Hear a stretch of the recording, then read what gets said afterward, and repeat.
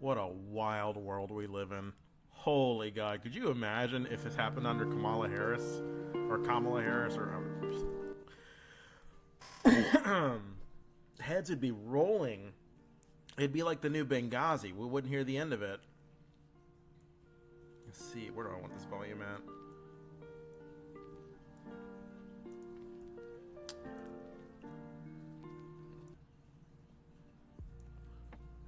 Is that a good volume? I think that's a good volume. I need somebody to stream check me.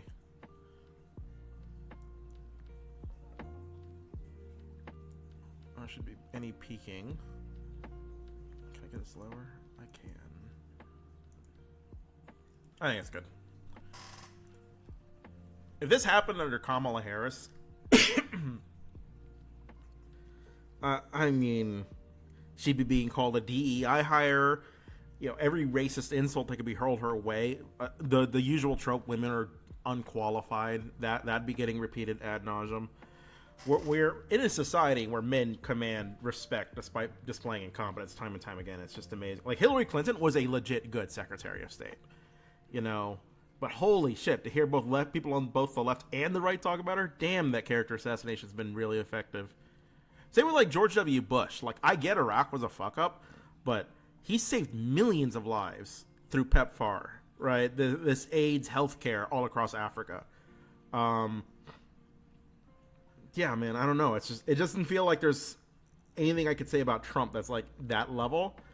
And I don't know, a lot of other people get shit for like way less. And it's just, the double standards are insane. If you're a Republican, you actually could just get away with murder. Dude, American citizens have been detained. American citizens have been deported. Like, it's insane to me that, and we're just, I don't know, culturally, we just swallow it up. We're just okay with it. I wish there was greater political motivation by people to actually vote and affect change in their communities. There just consistently isn't. We've become, like, so insanely polarized as a country.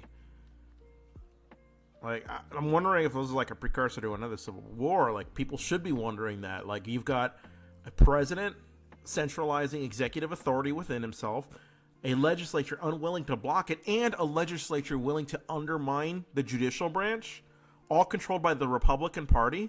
This is a government coup by the Republican Party. Like, we should be wondering if we're going to survive in the next 10 years. And we've isolated pretty much every ally.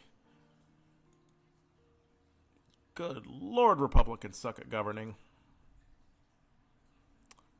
Disrupting a Republican fundraiser. Let's hear what you get to say, Walter Masterson. You know, and thank you for defunding Medicaid. You've done a great job. Medicaid, Social Security. Those grandmothers don't need all that money. They do not need, you know what, they can just buy dog food. They can just buy all the dog food. Let's just buy dog food. Sir? Let's all suck off President Mice. Get out of here. Get out of here. Whoa. Get out of here. Everybody calm down. Everybody calm down. Thank you, everyone here, for supporting President Musk, you know, and a corporate oligarchy. You've done a great job. You're all true patriots. Get the fuck out of here. Which expands work requirements for SNAP. Work requirements don't lift people out of poverty. It keeps eligible people from acquiring assistance and drive people deeper into poverty. Lawler serves the richest guy. Hey, Lawler, get off it. Put people over. Hey, Lawler, get off it. Hey, Lawler, get off it. Put people over profit. Hey, Lawler, get off it. Put people over profit. Hey, Lawler, get off it. Get off it! Put people over profit! Hey, Lawler, get off it! 3 cheers for corporate oligarchy! Yeah! Corporate oligarchy! Let's all suck off President Mice! Just to show you, cops don't prevent anything. He punched me in the chest! So manly.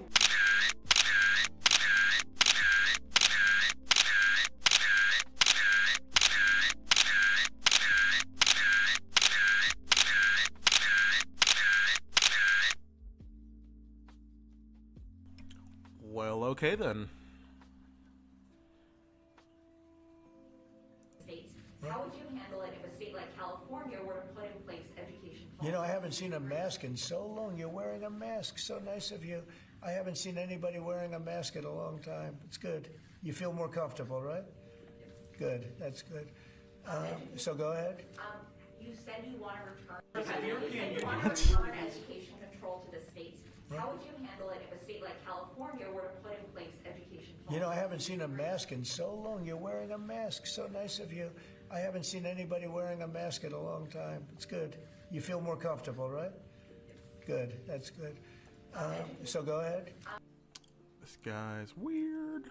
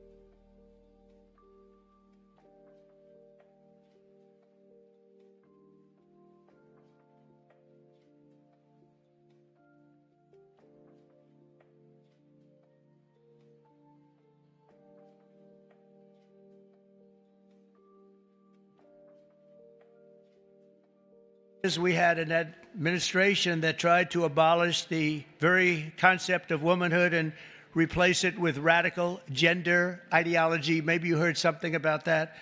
They destroyed women's spaces and even tried to replace the word mother with the term birther person. A mother became a birther person. What's that all about? Then you wonder why they lost. They're trying to figure out why did they lose. I saw a congressman today for the Democrats. He was having a big fight on television early this morning, trying to make it so that really he thinks men should play in women's sports. He hasn't given that up yet. He was fighting like crazy. I said, this guy is going to lose. He's going to lose badly. The whole party is still into that. They haven't learned and we don't want them to learn, frankly. We want them to keep fighting. Let's not tell them. Under the Trump administration, we're ending the Marxist war on women, and you had a war on women. And we're protecting women's rights, defending women's dignity, and standing up for the American moms and daughters. So many are represented here, great people in this room. American women have never had bigger champions than all of us in the White House. I mean, it's me, but it's the group of men and women. You know what this reminds me of?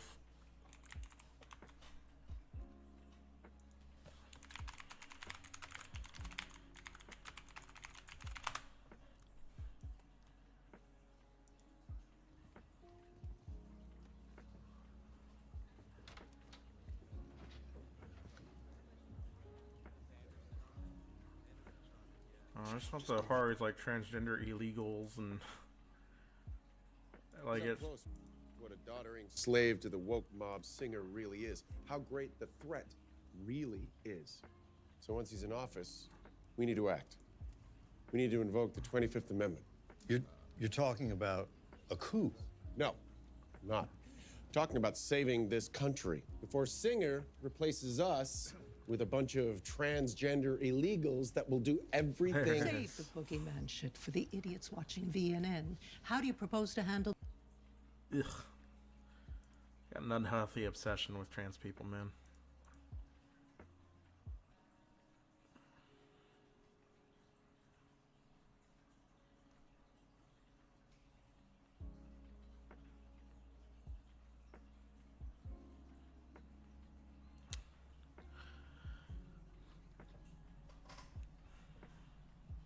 Oh, okay, fine. I'll turn off my ad blocker just for you. Just for you. Happy? Passwords of top U.S. security officials found online. Hegseth, Gabbard, Waltz amongst those affected. Passwords and private information belonging to top national security officials in the Trump administration have been found online, according to the German publication Der Spiegel. In a stunning report published on Wednesday, the paper said its journalists used commercial people's search engine along with hacked customer data that has been published on the web. Those whose information was compromised include Secretary of Defense Pete Hegseth, Director of National Intelligence Tulsi Gabbard, and National Security Advisor Mike Waltz. Well, look at the irony. You know why I bet these three names, just a hunch, well, why these three names have like their information compromised? I'm willing to bet it's because they're sort of jackasses to click, you know, or respond to a phishing link if a Russian disinformation campaign were to reach out to them. Just, at least with Tulsi Gabbard, I feel like Russia's worked their way in some way. But, you know, how would I know? I have no evidence. Private contact details of the most important security advisors to U.S. President Donald Trump can be found on the internet, the outlet wrote. Der Spiegel reporters were able to find mobile phones, email addresses, and even some passwords belonging to top officials. Well, look at the irony. Hello. Spiegel explained. Well, my webpage has to jump around. Those affected by the leaks include... Wait, did I just read this? Most of those numbers and email addresses are apparently still in use, with some of them linked to profiles on social media platforms like Instagram and LinkedIn. They were used to create Dropbox accounts and profiles in apps that track running data. There are also WhatsApp profiles for respective phone numbers and even Signal accounts in some cases. As such, the reporting has revealed an additional grave, previously unknown security breach at the highest levels of Washington. Hostile intelligence services could use this publicly available data to hack the communication of those affected at installing spyware on those devices. I wouldn't be surprised if Russia's already found their way. So that's what I'm saying. Like, if this information's just on the internet, I wouldn't be surprised at all if they've actually had hacked emails or anything like that, or they've had their identity stolen in some other way. It is thus conceivable that foreign agents were privy to the Signal chat group in which Gabbard, Waltz, and Hegseth discussed a military strike. Wow. The revelation comes just 2 days after Jeffrey Goldberg of The Atlantic published a wild story detailing how Waltz added him to the Signal group chat with Hegseth, Gabbard, and Vice President J.D. Vance and other top officials, where they discussed a looming airstrike on a Houthi rebel in Yemen. Oh, I got sent a picture by Denying History about this. I need to look into it. Did they kill, did they know they were going to incur collateral damage and deem it acceptable? Like, can we get some, because it seems like they killed, like, one of the dude's girlfriends or something, like, by nuking her apartment, which makes me wonder, like, how many, I mean, not nuking, but, you know, how many other people lived in that apartment, right? How many other people lived in this block, right? What's our casualty figures here? Like, I don't trust the Trump administration to be transparent about that.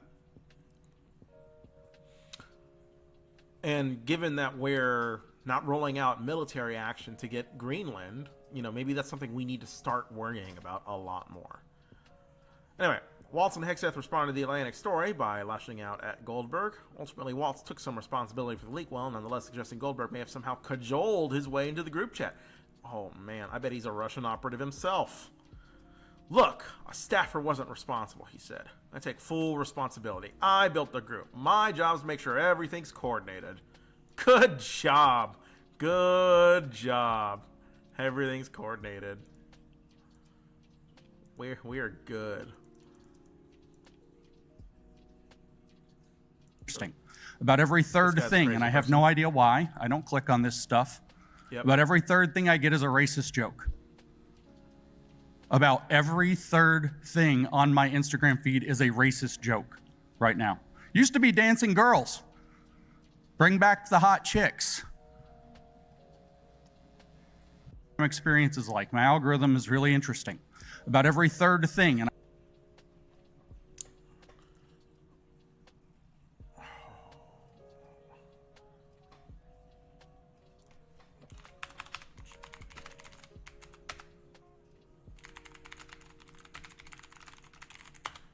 I gotta find that tweet.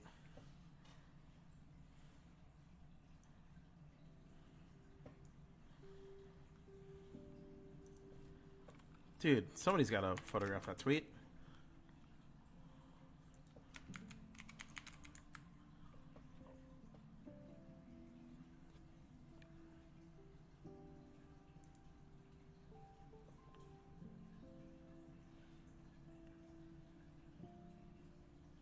Can I just find... How do I search on Twitter again? This guy.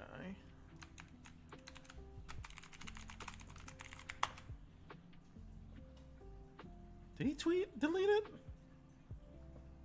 Oh, I can't find it. Oh, this is gonna kill me. He once tweeted something like, George Floyd is resting in power. And it's like, dude, what the fuck? Okay, well.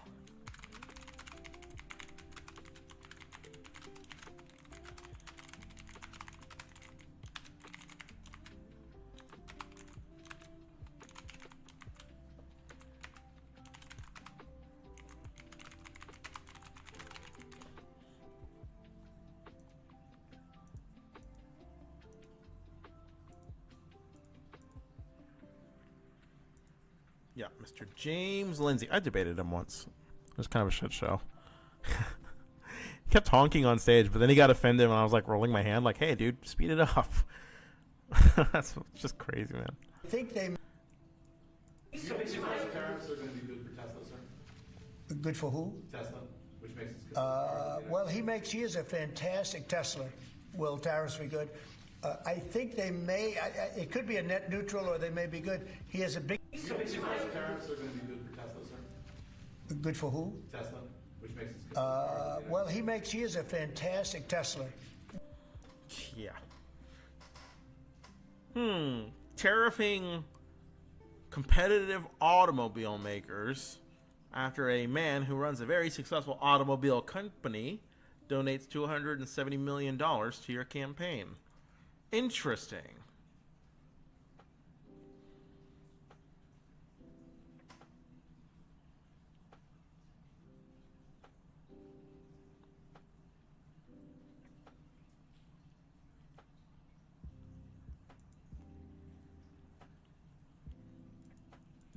So true. A lot of people seem to not know shit about a serious national security breach and indiscriminate bombing in the Middle East.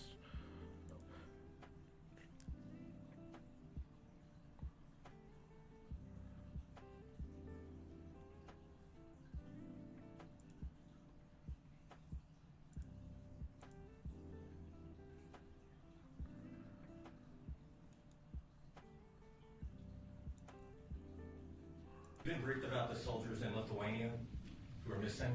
No, I haven't. But it could be a defective platform, and we're going to have to find that out. You know, about them soldiers, I also heard this thing, I don't remember where I heard it. Let me look for it. Russia is staging troops in Baltic states. And it was like something very, and he's like, yeah. Hang on. It's like a recent thing.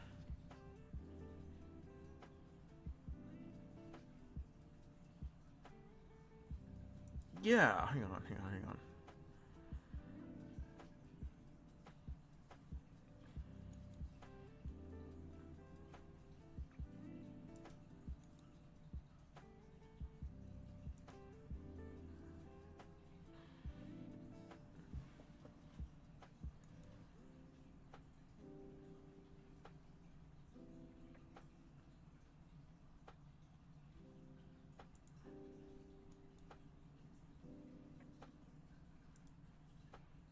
Trying to find out what was it Russia was doing. They were like doing military exercises with Belarus on the border while like putting, stationing like 100,000 men or something along that border. And it's like, why? Why are you having that much men? That's suspicious.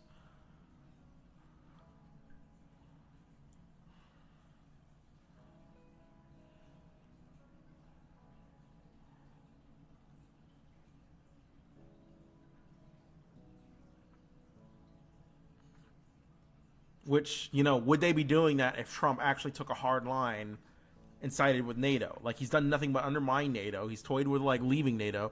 If if Trump is not a Russian agent, what would he be doing differently? Because he sure acts like one. We're definitely in for a recession.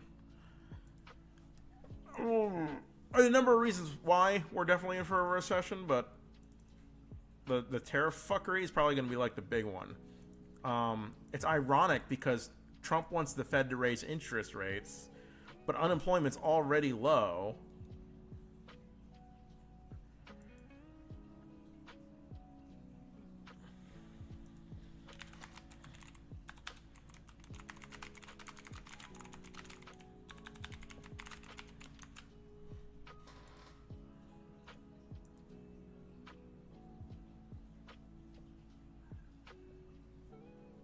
Insurance just got a debate recently.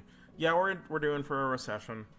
You've got the tariffs. You've got the Feds trying to keep interest rates high right now.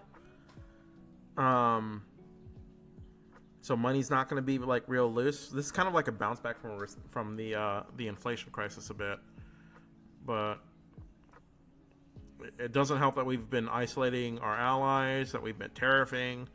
The cost of living is really, really starting to go up. And then there's what?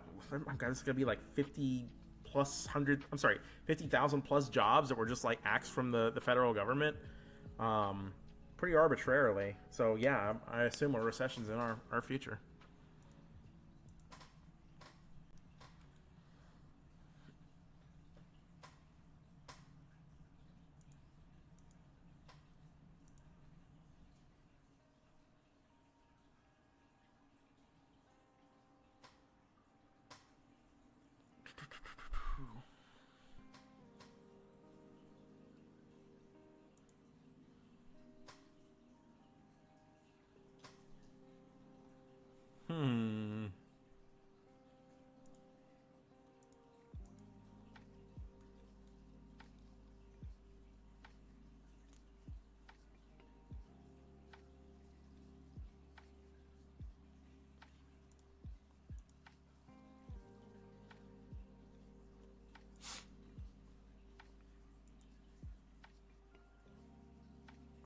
Trump's latest move to raise the price of prescription drugs. Industry back.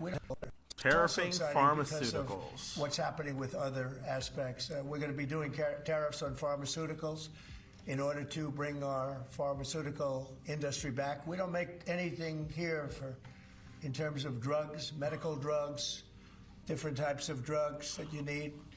Aren't we like one of the chief manufacturer of healthcare devices and novel prescription drugs in the world? Like, what's he talking about? I'm pretty sure we've got one of the largest and most innovative healthcare industries in the world. But yeah, our insurance system sucks. But I don't know, man. I don't know what he's talking about. Whatever. Medicines. It's an correction with the cuts he's making. Yeah, and maybe I do know what he's talking about. Other countries, largely made in China. A lot of it made in Ireland. Ireland was very smart. We love Ireland.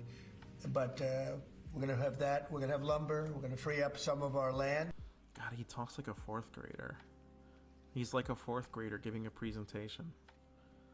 Like, I need some teachers out there to validate this for me. And you'll be able to meet a lot of other standards like fire cuts. If Los Angeles had fire cuts, which they didn't have, that's a gap of half a football field between areas. You wouldn't have had the fires. They would have been contained.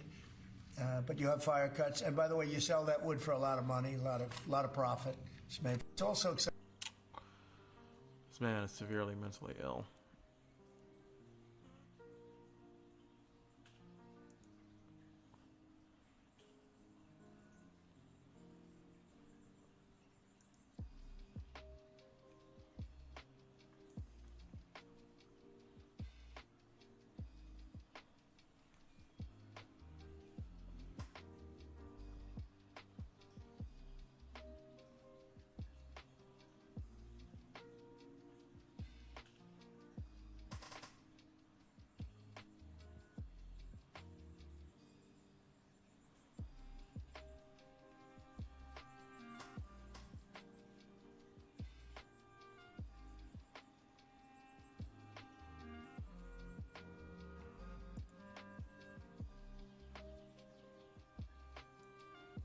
Yep. I probably will. I'm weirdly reminded of this time during the State of the Union address from Joe Biden a few years ago, last year. I don't remember when. And he basically gets the Republican Party to keep booing every time he's talking about them wanting to cut Social Security. And it's weird because it's like successful for Biden because it's like, okay, so they're against. I'm glad we agree. We're all against cutting Social Security. God, we're not even like 2 months into Trump's administration. Then there's the tomfuckery with the Social Security again. So, you know, all the American people, they get a nice big fat fell for it again award because they all fell for it again. As we do, time and time again. Here's a challenge for anybody. Think about one major policy legislation Republicans have done for healthcare, education, national security, poverty. Think of any of these things. Name one significant policy prescription from the Republican Party in the last 30 years that address any of those. Education, No Child Left Behind, which I think is almost universally recognized now to have made our education system worse. I think national security. I think war on terror. I think the Patriot Act. I think extraordinary rendition and enhanced interrogation techniques. I really don't think of doing much for us on the national security front. Certainly not these days. Infrastructure? No, I can't think of any infrastructure bills they've passed. Democrats did. They sure like Democrat money when it comes to that. Healthcare. I remember them trying to repeal Obamacare with no replacement. Just kick 35 million Americans off their healthcare.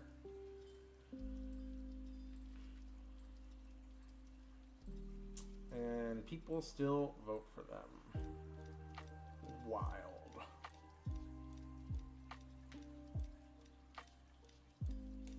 You really gotta hate the Democrats, man. And it's kind of sad because they actually do accomplish that. The PACT Act is some cool shit. The Chips and Science Act is cool shit. The Inflation Reduction Act is cool shit. Right? Repealing Don't Ask, Don't Tell, that's pretty big. Getting same-sex marriage, greenlit before the Supreme Court, that's pretty big.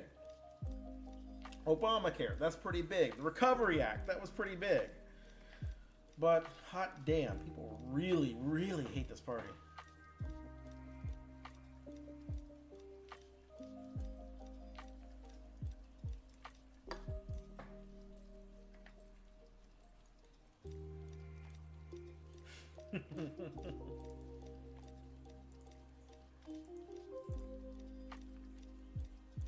Were posted there. Ranking member, my answer yesterday was based on my recollection or the lack thereof on the details that were posted there.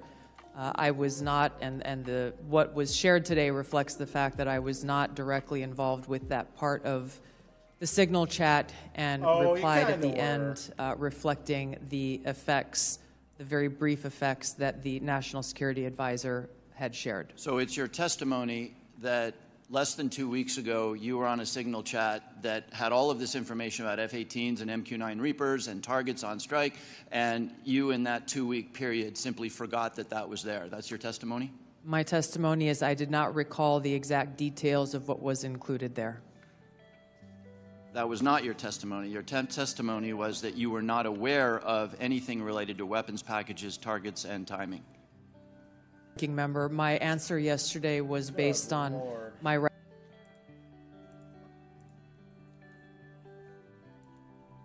If she's not a Russian asset, what would she be doing differently?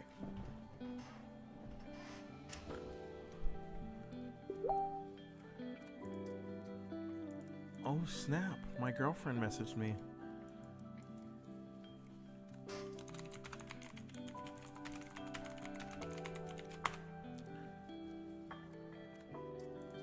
Alright, I think I'll be right back.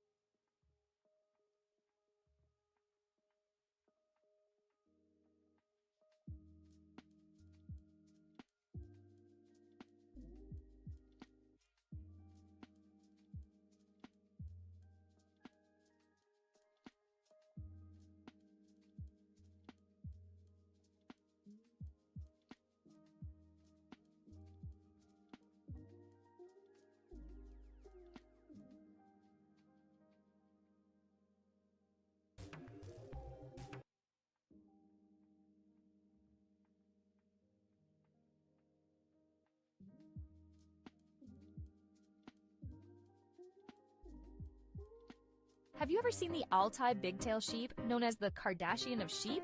With its plump, bouncy, and soft backside, it's truly remarkable to the touch. This sheep is famous for having...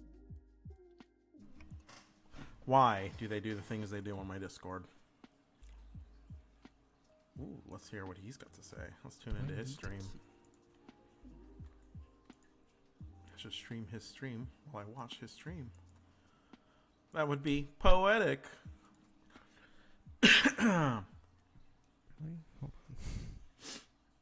Okay, let's re-catch up here on the news. Right, Der Spiegel.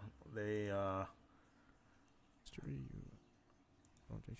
these guys had a Darth helmet moment. But it's the same. That's so stupid. Same password as on his luggage, you know.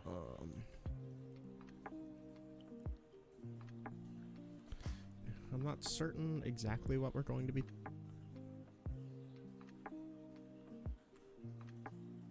talking about, but why do you hate me? Why did I... What did I do? When did I say I hate Lunar?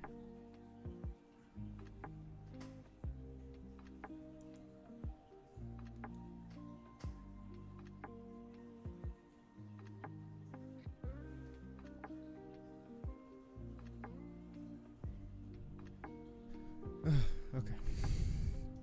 I gotta fix my camera too. It does this autofocus bullshit all the time. I don't know why.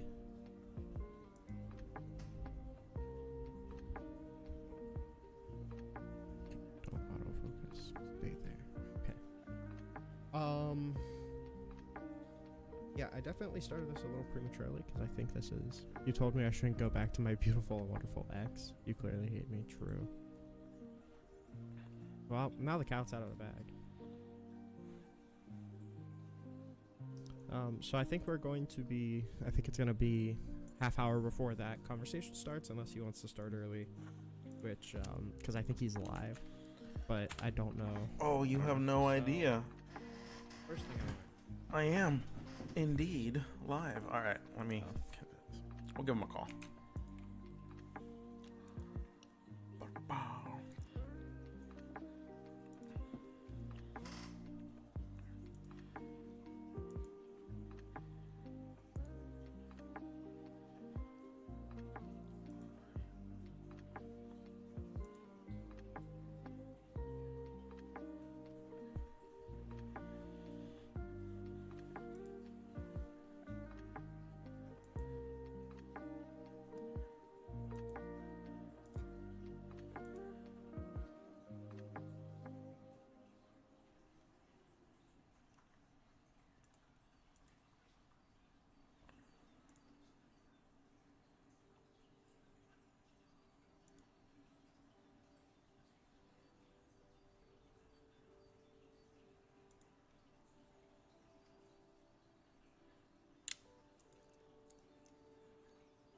Well, missed that call.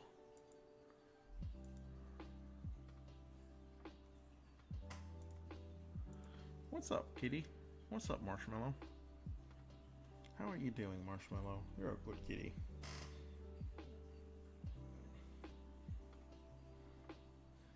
Is that what you want? You want some attention, kitty? Is that why you're here on my desk? I'd like to be born as a cat. If there's an afterlife. Let me come back as a domesticated house cat.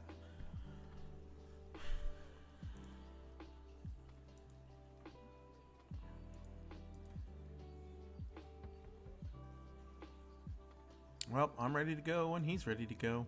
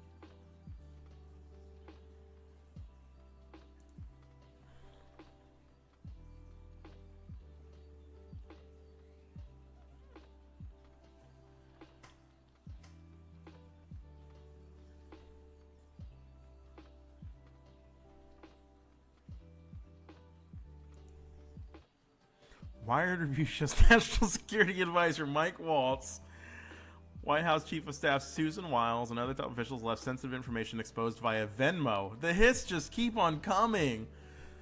They're like the herpes of politics. They just, it just keeps happening. I'm going to hell for that joke.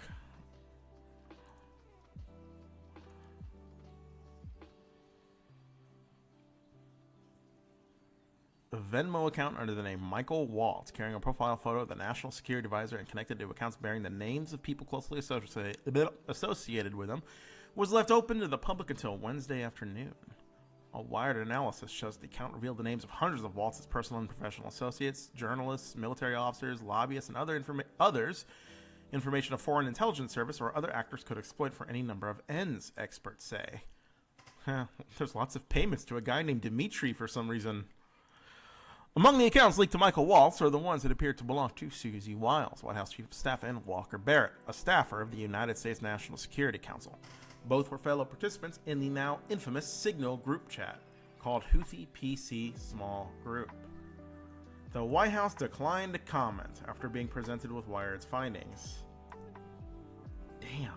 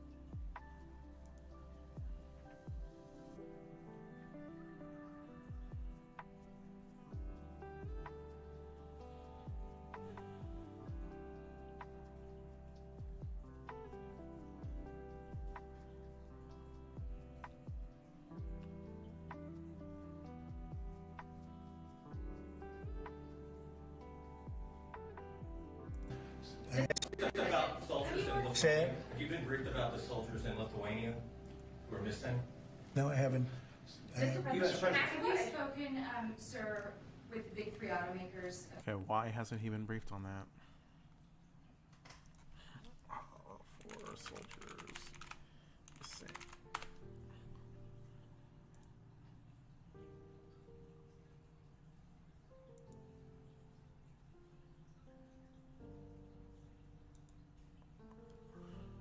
NATO clarifies comments that 4 missing U.S. soldiers had died during training in Lithuania.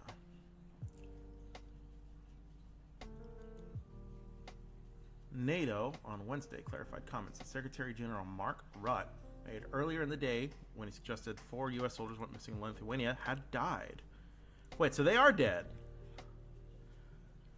How did they die?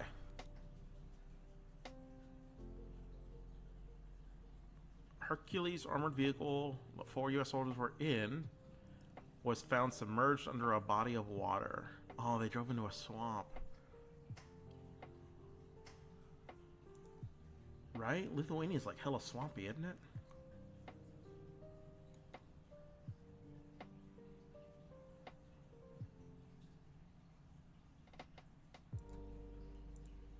During a trip to Warsaw, Rutte told reporters he received word of the deaths of the 4 soldiers while he was delivering a lecture, and his thoughts were there with the families.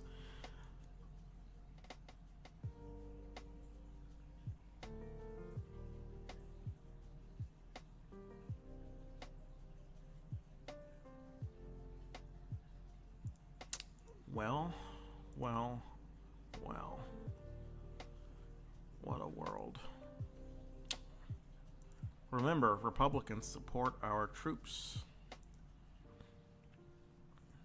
That's they support John McCain, war hero who was tortured. Congressional Republicans target PBS and NPR funding. Okay.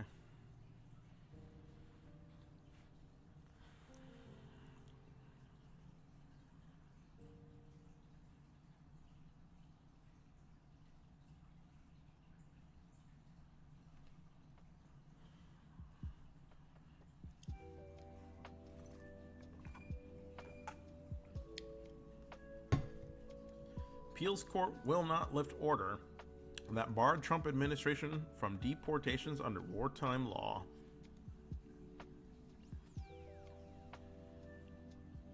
A federal appeals court refused Wednesday to lift an order barring the Trump administration from deporting Venezuelan migrants to El Salvador under the 18th century wartime law.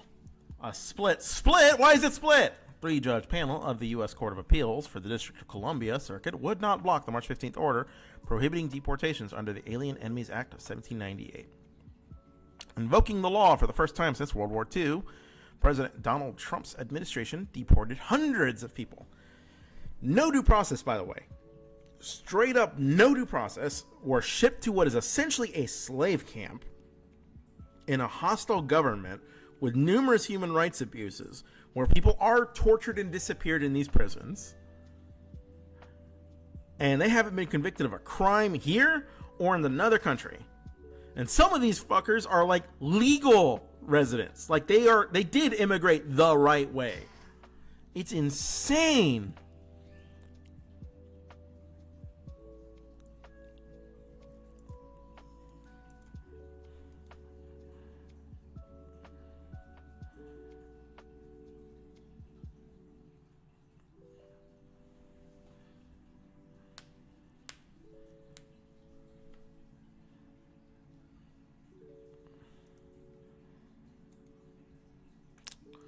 What a world.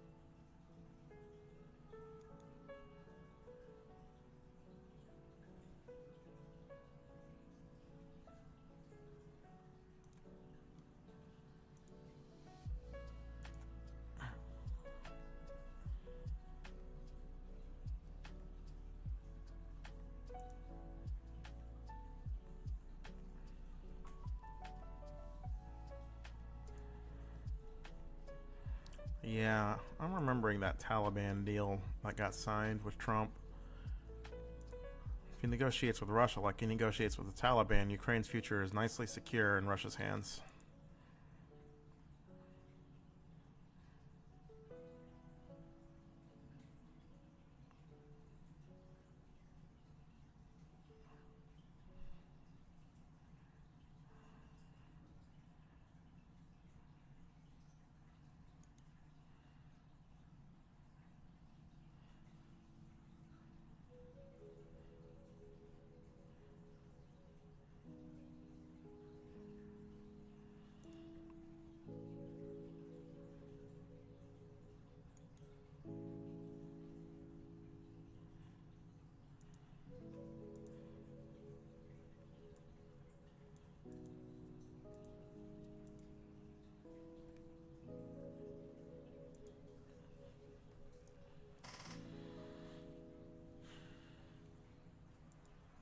No targets, no locations, no units, no routes, no sources, no methods, no classified well, no, that's not true. F-18, the MQ-1, those are methods. There's no routes. I mean, you're saying hitting the dude's girlfriend. Like, I don't know. Whatever. No targets. No, they had a target. They were talking about him at length.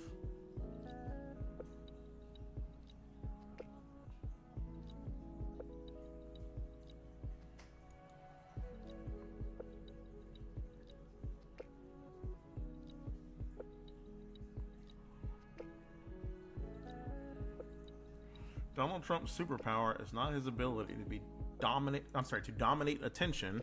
It is his ability to be graded on a curve. Some truisms there.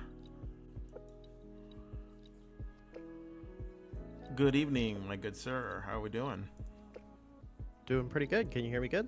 Yes, I do. Okay, perfect. Let me turn you up in my headphones a little bit. Okay.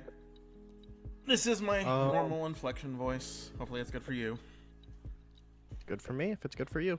Yep, I think so. Perfect. So, have you been included in any weird group texts recently? Yeah, I got added to this weird thing. It was called small group Houthis group chat something. I'm still waiting to see if it's real. Yeah. You know what this reminds me of? I don't know if you were around for like that age of like AOL Instant Messenger or MSN Messenger or anything like that, but you used to get added to group chats when you played like games with your friends a lot, and it'd just be like random conversations that were hitting up, or is that just me?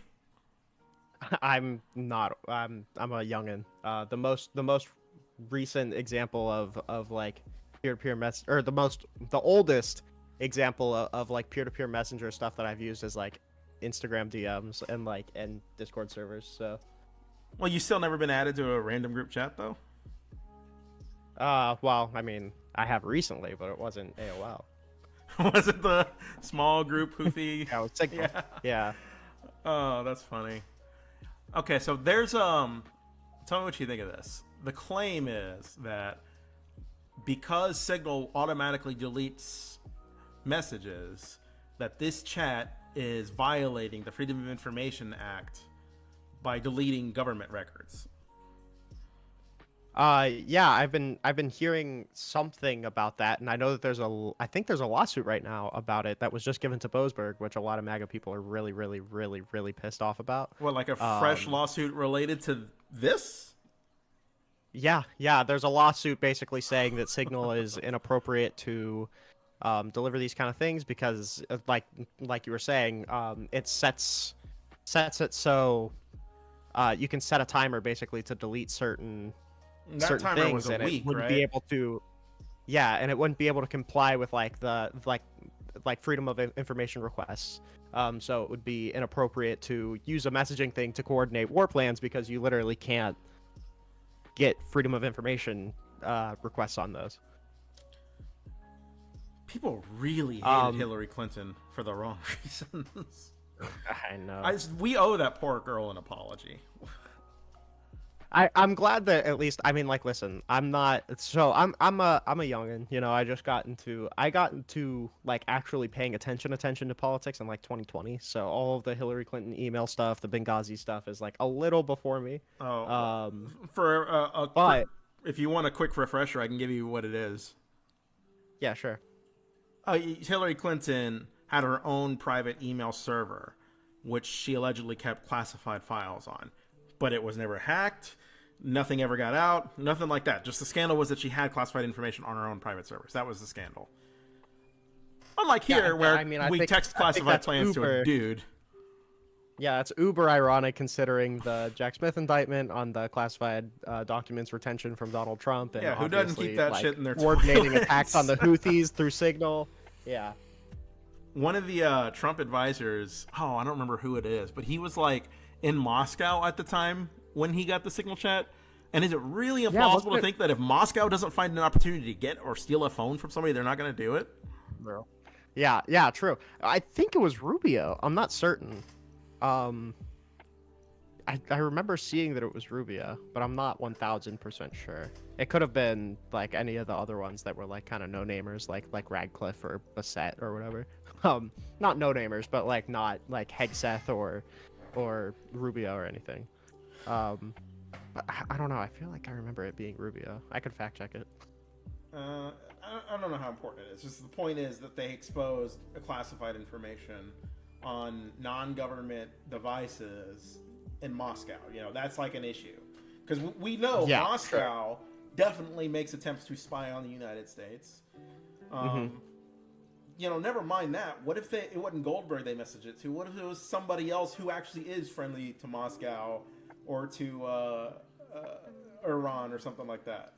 You know, like I mean, like all of the potential that we have right now for it potentially backfiring has been fully realized. Like we don't think of it as like MAGA brain or whatever, but the fact that MAGA was coordinating attacks on the Houthis and then they added fucking Goldberg, the editor for The Atlantic, that should be like DEFCON 3. Like that, there's no way that people should be like this nonchalant about it, because like you just exposed your whole ass to like this is a scandal that was fully manufactured by the MAGA people just for being so stupid. And I don't know why people aren't way more concerned about the fact that like this clear op of MAGA just got like super bad dirt about them shit talking Europe and like literally planning times for attacks on the Houthis.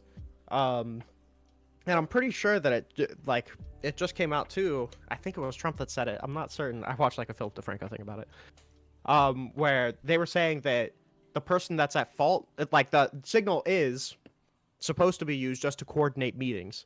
So the person who is at fault is the person who ended up escalating it into, a platform where they were sharing attack plan information, and I think that was Hegseth. So. Yeah, I don't know. I'm really excited to see how this plays out, but the potential for harm has already been fully realized. Like attack plans just got leaked like 2 days after they happened. The big question that the Democrats need to be pounding away at, and I'm worried because I'm not entirely sure they will, but a crime was committed, right? It is against the law to accidentally share classified information. And I don't think you could say that was unclassified. I don't think any realistic, like something about this mission was classified that they just messaged to a civilian. Undoubtedly, there should be a criminal investigation. Democrats need to pursue a criminal investigation. They need to hold their own hearings. They need to do whatever they can to say, hey, these people need to be held accountable for, because they certainly will not under Trump's White House. And it only reinforces the talking point that Donald Trump is a felon who runs a criminal presidency. Yeah, I've been seeing some stuff. I don't remember the name of the Democrat, but some dude wrote a letter to Bondi saying like, hey, can we appoint a special counsel to investigate this, because obviously this is insane. And I think it shows, it kind of gets the cake and eats it too for Democrats, because they kind of want to play like normal politics with MAGA, but you really can't.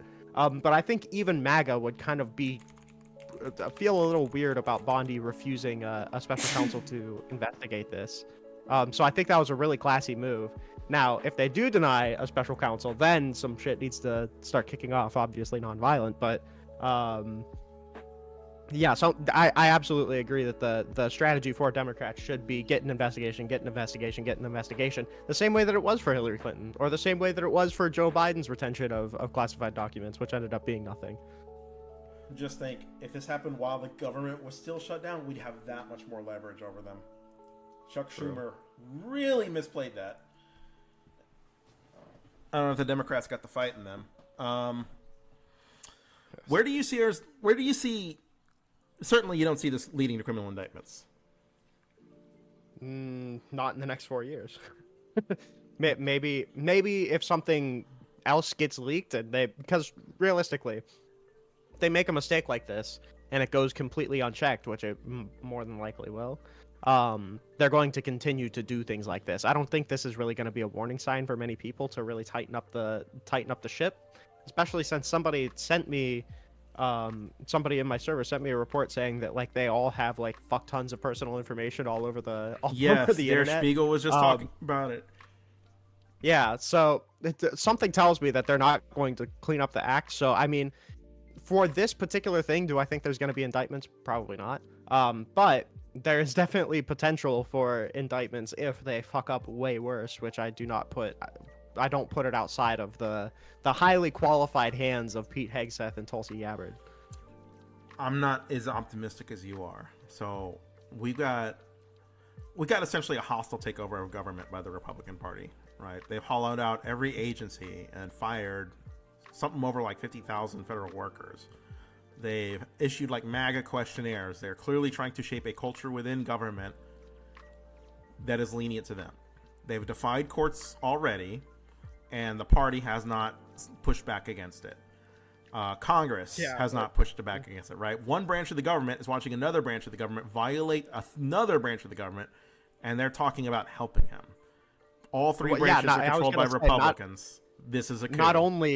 Not only letting it happen, but also like giving them the ability to do it more. Like the Supreme Court ruling that the president has criminal immunity was like a completely insane thing that just gave so much power to the president. Or Johnson coming out and saying that, you know, all of the district courts were made by Congress, so we can start like fucking with them if they don't start ruling towards Republicans. Yeah, it's definitely really scary.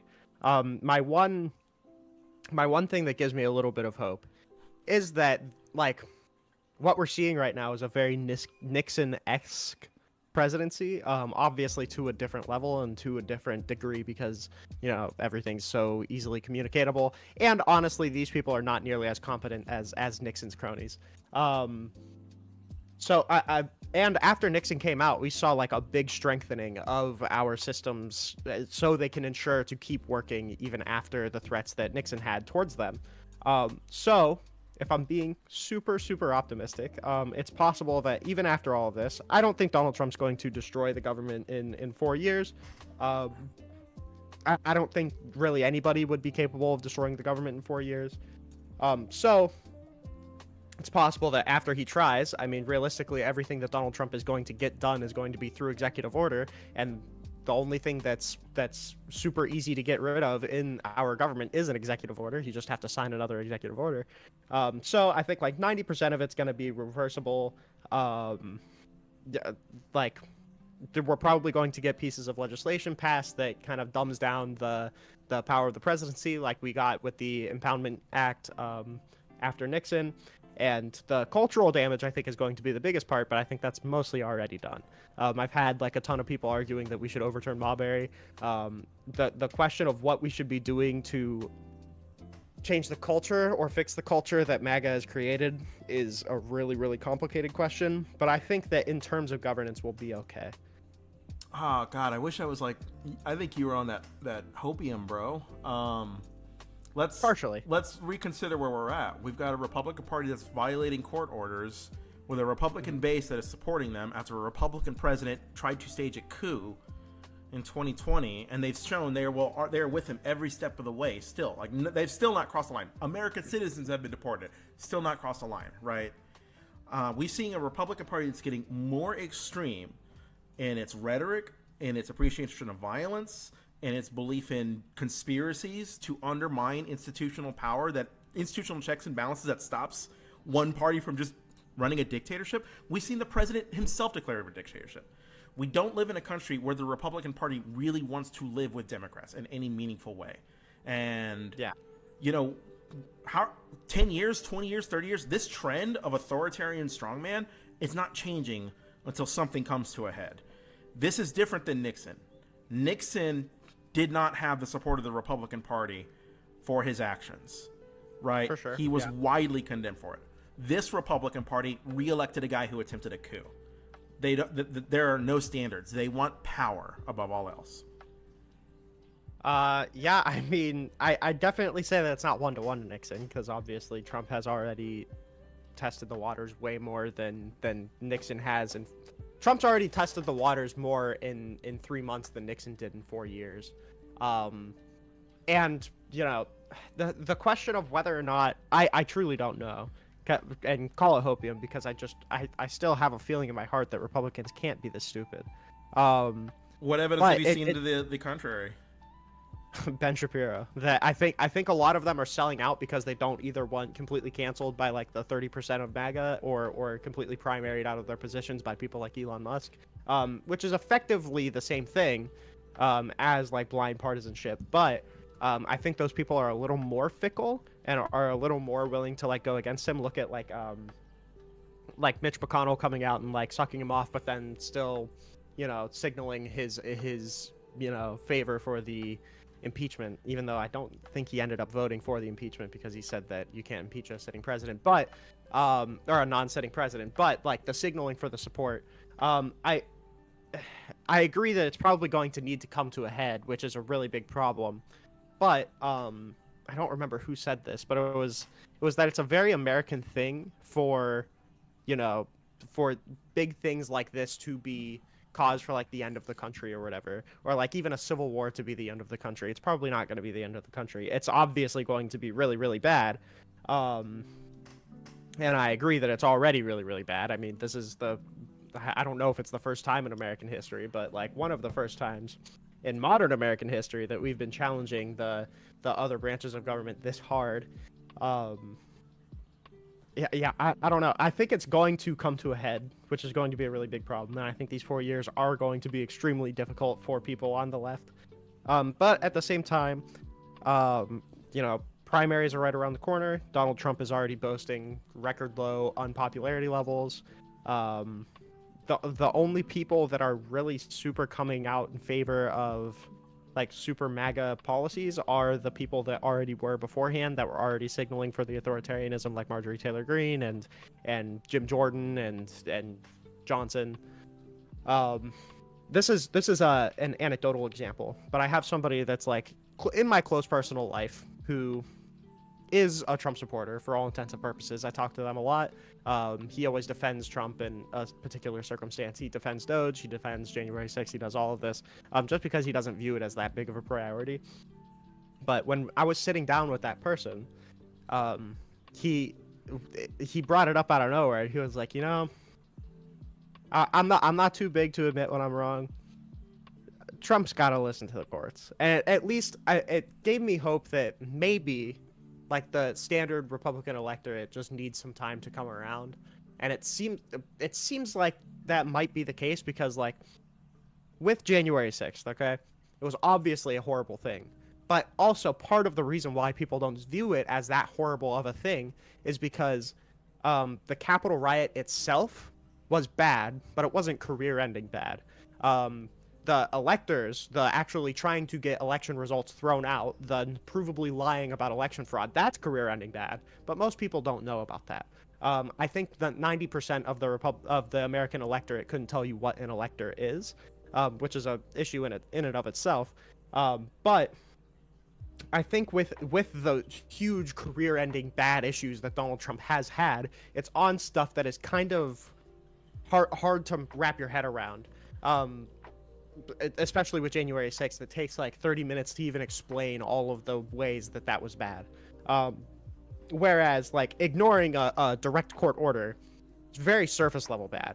And I think I have seen a lot of Republicans either double down and say that we should overturn Marbury, which is fucking, that would be country ending.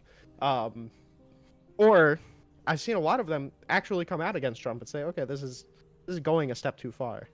The only one I saw come out against that was John Roberts, who made a very tepid response that didn't even mention Trump at all. Donald Trump's greatest ability is not his ability to command media attention. It's his ability to be graded on a curve for what he does. Yeah, for sure.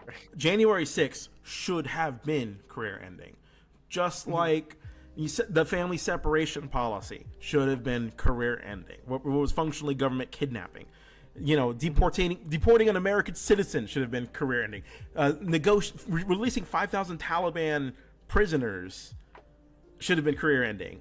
Grab her by the pussy should have been career-ending. And yeah. Our standards have plummeted in this country, and the Republican Party and the conservative movement at large, including young conservatives, I'm afraid I know plenty that they're just totally cool with this. They've shown they will go this far. They've shown they will not hold their party, their leaders, they will not hold anybody accountable, right, for the things they've done. And for the better part of 20 years, the Republican Party has capitalized on centralizing power within itself. They have eroded institution after institution to centralize power within themselves. A key example would be like the Republican majority Supreme Court striking down the Voting Rights Act, and then state legislatures, mostly Republican, changing, voter ID laws that disenfranchise minorities. Like, when are they going to be punished? When is the average Republican? Calm the fuck on. It's been like 20 years now, dude. Yeah. I definitely agree. I almost write like Substack things for things that just kind of like bounce around my mind. And I almost wrote one about this where it just feels like, particularly with Trump, a lot of voters see the R, like claim to be independent and like party affiliation is gone, but then they see the R next to the name of somebody like Donald Trump, and then assume that they actually have something to offer and give them way more credit than they actually deserve. Like that, there's no way that the Republicans could actually put up somebody who's stupid enough to try to do universal tariffs and replace them with income tax, or replace income tax with them. So there's no way that like the Republicans could provide somebody that is so unserious. But the only reason that they're doing that is because they actually are super biased towards the party, in the sense that they're actually providing something. They're going under the assumption that they are providing something, but Republicans really have not been providing anything other than just undercutting the Democrat that went before them. Yeah, a serious challenge to think about. Do this for me. Name one policy the Republican Party has passed that reformed healthcare, that reduced poverty, that improved education, that made our country more secure. Like, even with the examples you could give, like No Child Left Behind Act is widely seen as be like a negative policy when it comes to education. Or national security, I think the Patriot Act. I think extraordinary rendition and waterboarding, right? Like, I'm not seeing a Republican Party that's doing anything to really improve people's quality of lives on any of these issues. Consistently, they have been fuck-ups. Consistently, they fuck up how the recovery for Louisiana after Hurricane Katrina. They fuck up the intelligence for 9/11. They fuck up with a war on terror. They fuck up with the housing crisis under George W. Bush. And we could list Donald Trump's fuck ups on end. He's the only president in U.S. history to have felony convictions against him, right? And like I said earlier, our standards have fucking plummeted. If that's not a step too far. I can tell you what Democrats have done. The Affordable Care Act, they gave something like 45 million Americans health care they didn't used to have. The Chips and Science Act, that moved microchip manufacturing to the United States, boosting American manufacturing, right? There's the American Recovery Act and the Inflation Reduction Act. All of that was like massive infrastructure spending. It's insane how Democrats get no credit for what they do right, and Republicans get no punishment for everything they do wrong. Yeah. There's a quote from... Did you watch the interview recently with Steve Bannon? I might have watched a clip of it. I don't believe I watched an interview. He laid it out perfectly when he said, the key is that they know how to get low information voters out to support his policy. They know how to market themselves well. I agree that there's like 50 different things that are career ending for Donald Trump. But I think the combination of Republicans knowing how to market specifically very well to stupid people, and stupid people kind of becoming more commonplace right now, is a big reason why these aren't career enders right now. That, and like, when you create a media environment as Donald Trump, where it's like, okay, you can't trust the Democrats. Obviously, they're all liars. They're crooked like Hillary Clinton. So is the and media. Then you also can't trust the media, because they're all crooked and they're just arms of the Democratic Party. So is the FBI. And you also, you can't trust the other Republicans that are running against me because they're just trying to get me out of the primary because I'm anti-establishment. You can't trust the establishment either, like the DOJ, the EPA. They're all like just like career bureaucrats and they're all super partisan. Can't trust the Federal And Reserve. then we get to like, you also can't trust the courts because they're all arms of the establishment. You can't Who does that leave us to trust? Who are we left to Yeah, trust then? it's all Donald Trump. Yeah. But he did really well in 2015 to now, basically slowly drip feeding to Republicans that they can't trust anybody but Donald Trump. Yeah, I don't even know what to do about that assessment. Like, I can't count on two hands the amount of times in debates I've been told, like, oh, you really trust that judge? You really trust the jury? Like, these activist judges are a threat to the democracy. I don't know how to adjust to the new strategy here. The most activist judges in history have been the best judges. Our rights have expanded the most under the activist judges of the Warren Court. That was called activists for giving us, Miranda rights and due process rights like that, right? Same with abortion, Roe versus Wade. If you want to, I don't agree that it's the result of an activist judges, but even if we do, the majority of the country supports it. And there's an argument for constitutional right to privacy. There's no reason not to interpret this is a valid way to interpret the Constitution.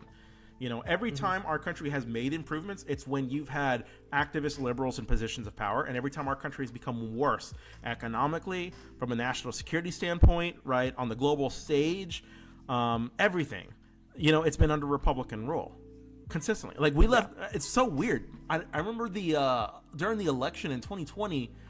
I'm sorry. During the election just last year, are you better off now than you were 4 years ago? And 4 years ago, we were like all locked in our house, scared. Yeah, like scared as shit. Like, what do you mean? The economy was good. My ass. We needed like a stimulus package. Like, don't you remember getting a check, bro? There's no better thing to illustrate this than the past 3 elections. Like, Donald Trump, literally, in his first year, what did he do? He stole a bunch of land so he could build the wall, which didn't really affect immigration. He passed the Tax Cuts and Jobs Act. I guess that was okay. If you're really rich, it was. He did a lot of executive orders, and then Biden comes in. He passes the Infrastructure Act. He passes the CHIPS Act. He passes the Inflation Reduction Act. We see inflation coming down after this giant pandemic, due to a bunch of federal spending to prevent a recession. We're seeing like a cool shift into exploding green energies. And then Trump gets back in the office, and so far we've done a bunch of executive orders. We've stopped spending money on cancer research. Like, that's what we've done. Yeah, it's like all of the huge blockbuster achievements that have happened over the past 10 years have been under Joe Biden. Under Democrats consistently. Even the Infrastructure Act was something that Trump was trying to pass for 4 goddamn years. He wanted the Infrastructure Act passed. He could never do it because Donald Trump is a famously and super hyper clearly bad leader.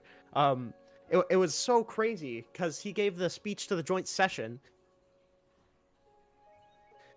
Presumably, if you're giving a speech in front of lawmakers, it's to try and convince lawmakers to pass legislation. Mm-hmm. Presumably. I mean, I don't think that's too big of a stretch. I think the only piece of legislation that Trump proposed in that speech was re-upping the Tax Cuts and Jobs Act, and then the rest of the fucking half of the speech was dedicated to criticizing Democrats. Like, what a fucking horribly ineffective leader. So on top of the other issues they get to own for no reason at all, it never made sense to me how Republicans are consistently seen as the fiscally conservative ones when deficits continue to fall under Democrats but rise under Republicans. I don't know how It's funny what? It's hilarious that whenever conservatives are like, do you know how long it's been since we've had a budget deficit? And it's like, okay. I do. I was alive when we had the surplus, and I was alive when it became a deficit. It was Clinton and then Bush. Oh yeah, sorry, budget surplus last. Yeah, that's what I mean. Yeah, it was Clinton. Boy, I wonder what Bush did. Started 2 wars and then gave rich people a fucking tax cut. That ballooned the debt. Then he fucked the economy. So there was the housing crisis, right? The failure to regulate subprime mortgages, which, there can be some valid reasons why they failed to regulate it. But that failure led to the 2008 crisis. Got to spend a lot of money there to rescue the economy. The Recovery Act bailouts, the deficit keeps exploding because of Republicans. And every time it goes down. It went out. What's that? Saying it's like the Republicans fuck everything up, and then they vote in a Democrat to fix everything. But then because we didn't make any progress, they elect another Republican to fuck everything up. What it is you know, good times create Republicans. Republicans create hard times. Hard times create Democrats. Democrats create good times. That's what it is. Yeah, true.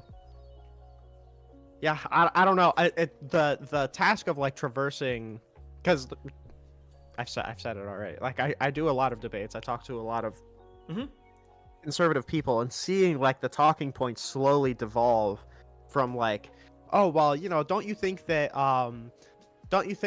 giving tax cuts to the upper echelon will like trickle down the money? And that's like a stupid conservative argument, but it's like a conservative, at least like an entertainable conservative argument. Like we can actually debate something there.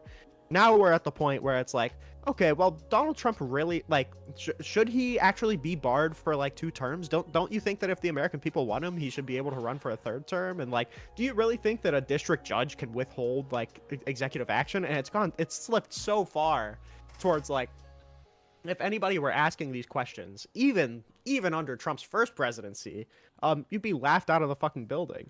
I don't know how in 4 years we've devolved so hard. Or I guess in like 5 or 6 years.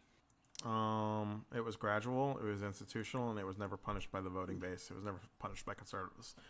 Barack Obama broke a lot of the conservative mind, a lot of the conservative brain. It's one of the reasons why John McCain's a pariah now in the Republican Party, and Donald Trump is their God saviors, because Donald Trump was racist to Barack Obama and John McCain wasn't. True. Then there's the submission of the media, you know, which it's been afraid of charges of being biased. It's been afraid of lawsuits for libel or the aggressive use of the court systems from Republicans. You know, it's scared, and it's in a state of like panic for the better part of so many years. You know, they've lost the faith and trust of people. And they've never coalesced around a coherent message about Trump. In fact, arguably in 2016, they kind of rewarded him with the presidency. They tuned into his rallies a lot. You know, there was never a coherent explanation that this guy is a fascist, right? Because from day one, Trump was saying, like, we're going to bring back torture. You know, there's never a history lesson that, you know, here's what the economy did under Barack Obama. Or there was, but it was never like, it's always done tepidly, as if Republicans have some valid point, like there's some co-equal argument, you know, about the state of the economy. They never really have economic ideals either. Like I asked earlier, what have Republicans done to lower poverty, create jobs, name a thing that's not tax cuts? Because even the evidence for that is ambiguous. Yeah, I mean, not only that, but like, dude, and there were so many warning signs in 2016 that in hindsight were like, so the complete and total shutdown of Muslims entering the country was fucking insane. And that I still use that talking point, even though it was from 2016, because of how insane it was. And he just came out and said that in 2016. I can't believe that was like a thing that people let slide, or that honestly the grab him by the pussy thing was really crazy. I don't know why that's like like, how do people hear a statement like that and be like, oh yeah, this is who I want to represent? The most Christian motherfuckers too. Yeah, and then I don't know if you've ever heard this quote, because I heard it the first time when reading a book about unitary executive theory. When this was 2019, so it was a couple of years later, but Donald Trump said that he has an Article 2 obligation where he has the right to do whatever he wants. That's fucking nutty. Wait, did he really say that? Yeah. I have the quote, I have an Article 2 where I have the right to do whatever I want as president. That was the direct quote. I can't believe that went. Well, I mean, yeah, I'll link you. I can't believe that that's not something that was. It makes me question whether or not this is a new thing where we're just letting people walk off of shit, or if this was the whole, like, this was the plot the whole time, and if Obama really just broke people's brains that bad. Because yeah, like all. I sometimes think that, like, January 6th was the thing that, like, radicalized me. Like, if had there been no January 6th, I probably wouldn't be as aggressive. But if I had the information I had back in 2016, I have a feeling I probably would be, because all of this is fucking nutty. It's insane. How old were you in 2016? Young. 7th grade. Holy shit, that is young. Okay, so you couldn't vote in 2016. Could you? But you could in 2020? Mm-mm. No. But 2024 was my first election.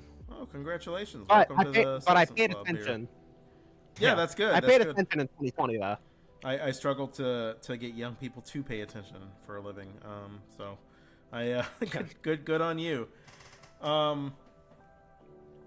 I don't know. I'm trying to figure out where. So looking at where we're at, we're in unprecedented times. Looking at where we're going, you know, we're in a scary future, and it doesn't feel like the Democrats really have a vision for where to go. We've got a Republican Party that doesn't really want to live with us. You know, that American citizens are deported, people are fine with that. Legal immigrants are deported, people are fine. People are turned away at the border for criticizing Donald Trump. I think if you asked a lot of these average Republicans on Twitter, hey, would you be okay with deporting people who criticize President Trump? I feel like they'd say yes. And I don't think this trajectory is likely to change anytime in the future. You know, we need a long-term vision as a party, and we're very, very bad about doing that. Yeah, I don't know what to do. I've noticed there's a really big someone described it to me as like we have 3 different parties in a party for the Democratic Party. The question of whether or not we go towards like the anti-establishment, like populist people like Bernie Sanders, or if we just double down on the Joe Biden shit, because the I like the Joe Biden shit. Joe Biden was a really good president. The only reason that people don't view him that way is because he wasn't marketed that way. The real secret is they're both good. Yeah, I just we need to pick one of them to coalesce around. And that's the kind of a gift and a curse, that MAGA can just throw away their principles and coalesce around a fascist. But it's not because I think they all genuinely want a fascist. I think it's just because they realize that the cohesiveness of their party is the only way to actually win elections, is the only way to, you know, actually show power. And they're willing to make partnerships with people like that Russell Vought guy who wrote the Project 2025 shit, so they can stay in power. I think that's the only reason why JD Vance. Don't you think they're going to position continue he's in. to seize power, though? Like, do you think this trajectory of Republicans centralizing power on their party is not likely to change in the next 20 years? I think it's like I genuinely feel like it's 20% of the party moving towards this authoritarian arm, and then the other 30% going, or the other 80% going with them, because they realize that that's the way that the voting basis is starting to go. It genuinely feels like the 20% just dragging along the 80%, and the 80% not having strong enough standards or strong enough conviction to actually put anything at risk to be like, okay, wait, this is getting a little crazy. Yeah, but so our destination is still the same, though. They are getting dragged along. We are heading in this direction. Yeah, for sure. The way to fix it, though, is to try and get the Democrats to coalesce a little bit, or to try and find a person to actually stick with, and to fucking stop criticizing them over the stupid, media coverage of them. Like the fact that there was so much coverage of the Joe Biden dementia bullshit, and we were just letting Trump skirt off with so much crazy shit. That's stupid. We shouldn't be even entertaining conversations like that. As a party. We don't really. It's the Republican Party that kind of steals the media narrative around Mickey Mouse shit like that. And the media never really having a backbone to talk about anything else. I mean, that could be true, but at the same time,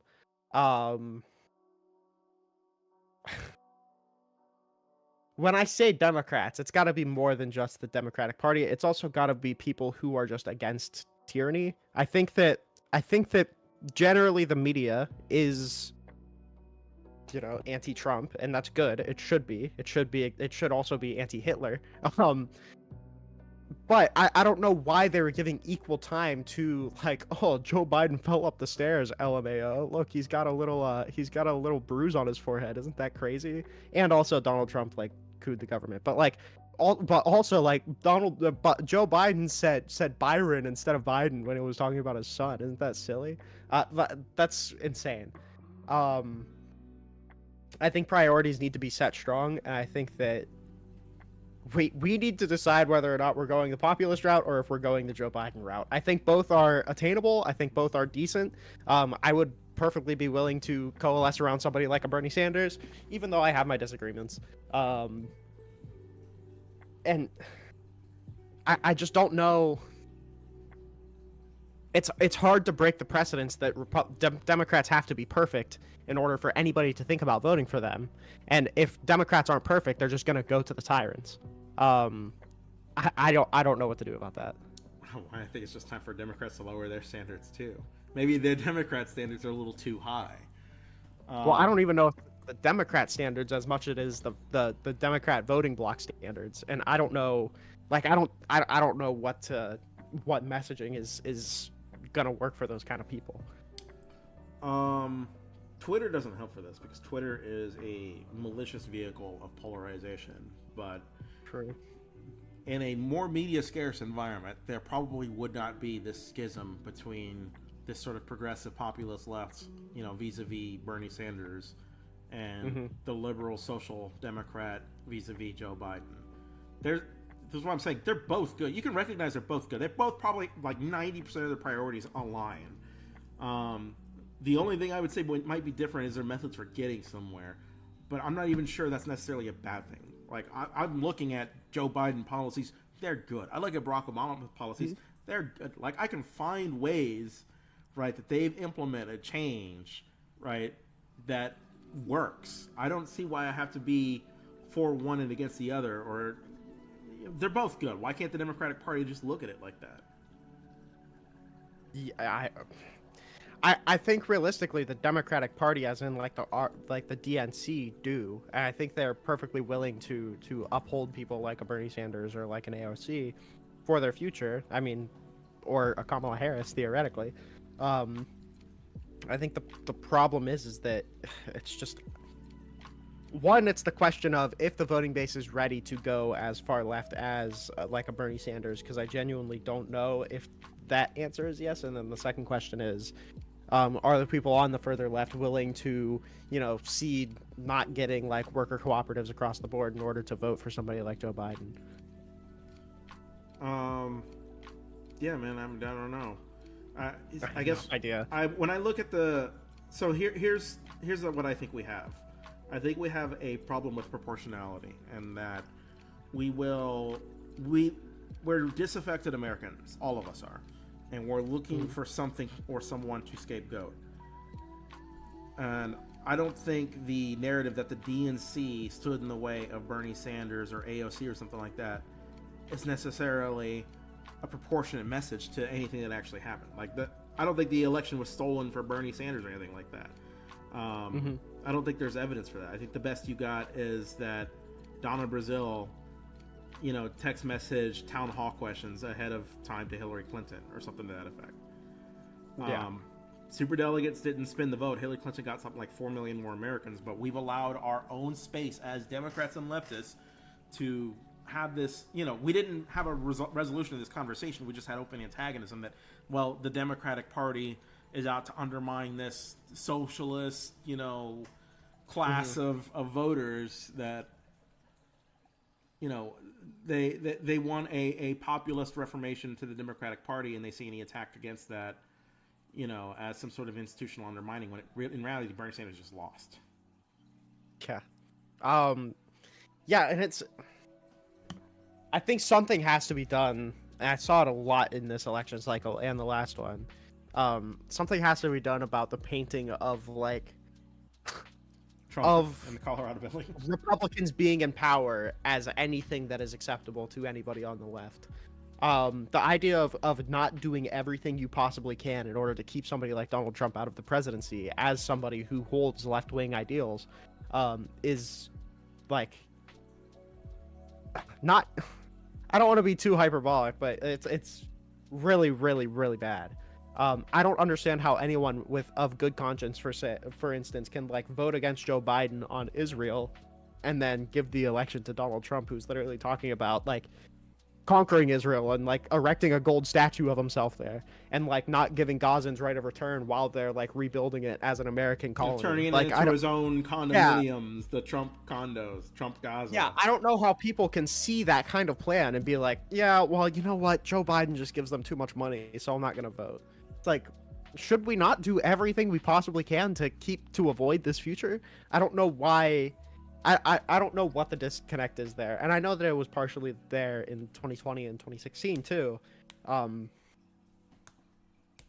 don't know. I think every vote that Jill Stein got is like an absolute abomination. How old is she now? She's been running since Barack Obama was president. Like, damn, give it up. Yeah.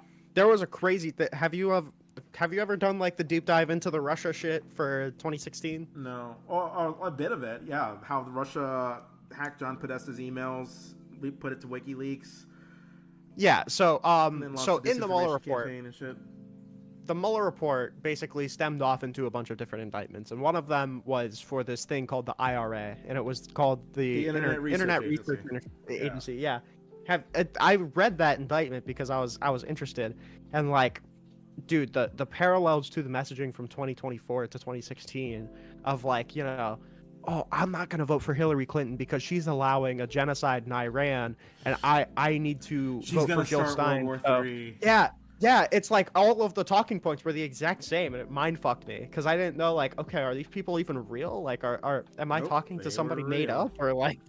You know what Hillary Clinton's crime was in 2016? She said we should establish a no-fly zone over Syria while Bashar al-Assad was dropping barrel bombs on Damascus and you know, in towns in Deir ez-Zor and like crazy shit like that. Like that was her, which we should have.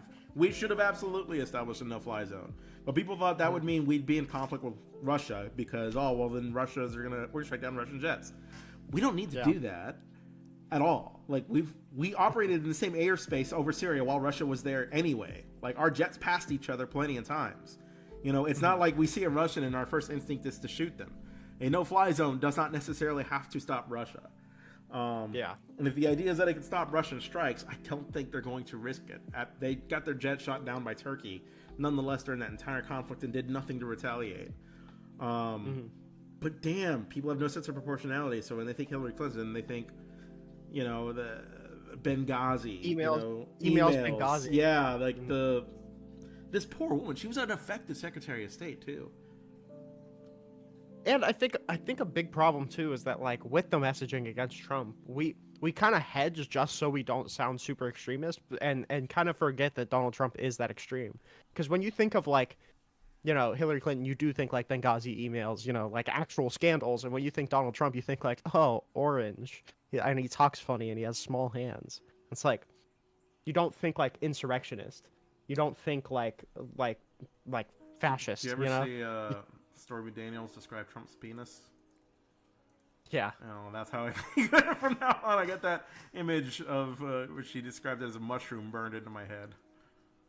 Yeah, but like that kind of messaging and the fact that that's your knee-jerk reaction when you hear the name Donald Trump and not anything that actually matters, I think not the also coup does attempt, a lot you know? to, like, to whitewash Donald Trump in a lot of people's minds. Unfortunately, that's what Republicans are really good at doing. Like They're media machines.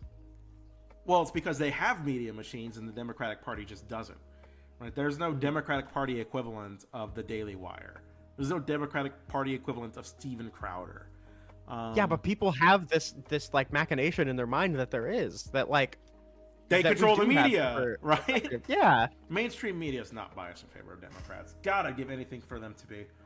They're biased towards reality a lot of times, and Trump world is inconsistent with reality, so I understand why they might think that. Yeah, but it's not like they're doing like it's not like they were pulling punches for Joe Biden or Kamala Harris on the campaign. No, they roasted him. Campaign they trail. roasted the shit out of him. They were roasting the shit out of Joe Biden, and then when he stepped down, they were giving credence to that like that dude who was on death row, that whole scandal with Kamala Harris, or like the slept her way to the top shit. It was. Or playing up that Joe Biden was senile and carrying those talking points to the Republicans. Mm-hmm. Yeah, which I mean, to be fair, I think Joe Biden did have. Oh no, he should have problems, but I mean, yeah, that's why he stepped down. Realistically, if everybody had, you know, the level of information that they should, I still think everybody would easily vote for Joe Biden over Donald Trump, or at least they, in an ideal world, they would, because you know, a rotting, dementia-ridden Joe Biden is a billion times better than a rotting, dementia-ridden fascist Donald Trump. Yep. What do you think about deporting people without due process? I heard you're a big fan of it. Oh, have you? Yeah, I was told you really like deporting legal migrants with soccer tattoos. So I think one of them, so the Mahmoud Khalil shit, I think does genuinely just need to play out in court, because I don't, like, it is a violation of his due process rights, and I do believe that. But it means that some piece of legislation needs to get shut down, or we need to remove the ability of Marco Rubio to, you know, basically deem somebody a national security threat and then deport them. But they do have, sadly, like, some legal authority in order to do that. It's just, I think that legal authority is unconstitutional, but there's at least a little bit of gray area there. So when that story first came out, I was really big on like advocating, or like using it as like a point to bring up Mahmoud Khalil. But I found out that topic is a little more complicated. In what way? Whereas in that technically the Secretary of State does have the right to basically just take your green card away if he wants to. I just think he that has it's that a authority. violation of his First Amendment rights. Yeah, he shouldn't be using it because somebody protested. Yeah, absolutely. But I mean, it's still more of a gray area than whatever the fuck they're doing with the Alien Enemies Act. I think that shit is insane. I'm not sure either are gray areas, but okay. I'm not saying it's the statutory authority is a gray area, not the like morality of it. Obviously, it's a violation of his First Amendment rights.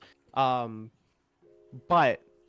the Alien Enemies Act shit, where they're just like brazenly ignoring court orders, and they're, you know, deporting people because of soccer tattoos and then bringing them back because they found out they weren't actually Venezuelan. That shit is unjustifiable, and trying to do all of it so quick that you can avoid judicial review is so fucking crazy. Just thinking about like the people who are taken from an asylum seeking court, or an asylum seeking case before a judge, basically being taken by ICE, not told where you're going, not told what is happening, not told that you have the opportunity to reach out for legal advice, and you're being ready to be scheduled to be put on a plane to go to Gitmo. And this, by the way, they were doing this before the declaration of the quote-unquote predatory incursion even was declared. Yeah, it's fucking insane. And like the fear that I would have if I knew anybody that was being taken like this is crazy. And the fact that I wouldn't even be able to contact that person. Like, a lot of people haven't been able to contact the people that are just like in indefinite ICE, you know, detention without any hearing, without anything. It's fucking nutty. And the fact that in court, Trump campaign lawyers are citing cases that literally explicitly provide the right to due process to these aliens, in order to claim that it's unreviewable. I don't know. It's the stupidest thing in the world. Yeah, I think it's probably like a forecast of like the worst things to come. We're only like 2 months in, and you've got the federal government being injuncted like a record number of times with the courts. It just seems wild. The courts are issuing restraining orders against the government, well, you see, from that's other the government fault. And from citizens of the country. It's like, hey, you know, you can't just track, like there's this Korean student, there's like a medical student or something like that. She's lived here since she was like 8 or something like that. She lived here since she was a kid. Or fuck, might have even been younger than that. That she had to get a temporary restraining order against the government because they were seeking to deport her. It's wild that we're at a time, 2 months into this presidency, right, where we're seeing the government having to be injuncted by another branch and then just floating the idea of defying it regardless to kidnap people who've lived in this country their entire lives and to ship them out. Who in cases have every legal right to be in the country. Yes, consistently. It's a common theme that they are people who have a protected status of some kind, and it's like, yeah, well, we revoked that. Why? Yeah, And who gives a shit? The fact that there's not like everyday demonstrations to remove Homan for saying that he doesn't care what the judges think, he's gonna do it anyway. Like, And why are the Democrats asleep on It's this? insane. Yeah, I have no idea. I We mean, I need think to they're have a just trying to hearing let after it play hearing out. on this. I think they're just trying to let it play out in court. But I mean, if Donald Trump and his administration is literally talking about ignoring the courts, then like, why are you letting it play out in the courts if you're not going to listen to them anyway? We should be having hearings on this. Democrats need to be in front of the camera saying, let's have hearings on this. On the Trump administration trying to defy the federal court system. I think it was a good step to actually have I think they were previously scheduled hearings anyway, but having the hearings on on Signalgate? The signal breach stuff. I think that's a really good step because seeing Tulsi Gabbard under oath basically being resorting to saying like, oh yeah, I don't know if I was on that chat, and then the person right next to her being like, yeah, she was on the chat. We need to more aggressively pursue stuff like that. There are mountains. An American citizen was deported from this country because her parents were. She has brain cancer. She was deported. Why aren't Democrats in front of a camera talking about this? You know, there's so much we could capitalize on to make Trump's entire existence career ending that for some reason we just never do. The media environment is like, if I have to hear about one more transgender athlete, I'm gonna paint the wall with my brains. I can't take it anymore. How are we losing to this? You know? It's mind-boggling to me. I have no idea. I also thought, you know, in this election, I was like, there's no way that they could vote for him, right? And then they did. You thought wrong. He didn't even have to primary.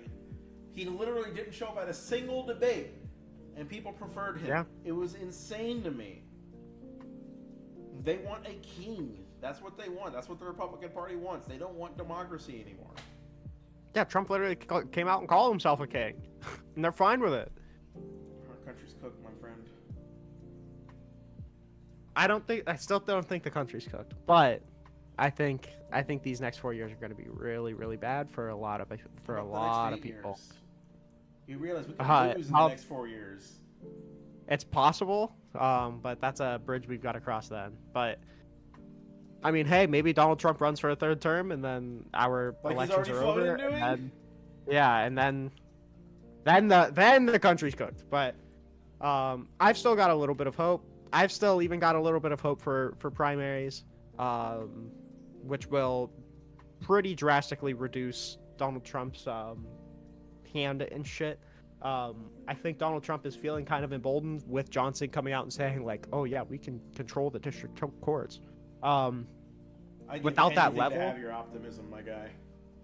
Yeah, listen. That's the only thing that's keeping me kicking. You know, you gotta be a little optimistic, okay? You've gotta.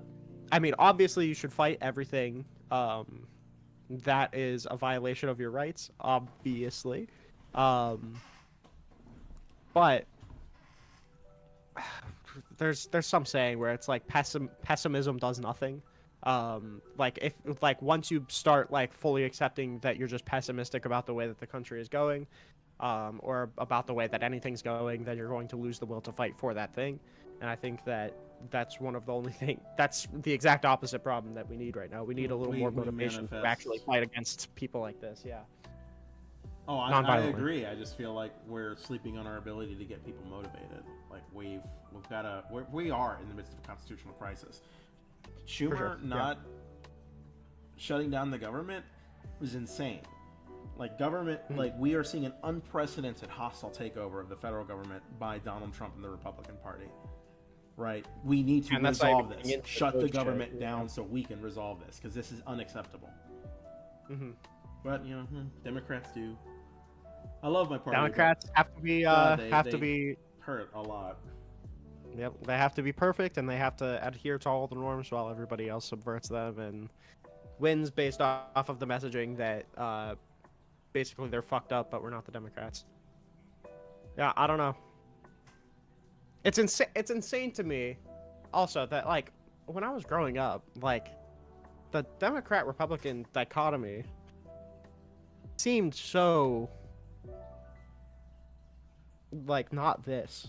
I can't believe that this is what politics is. What did it seem?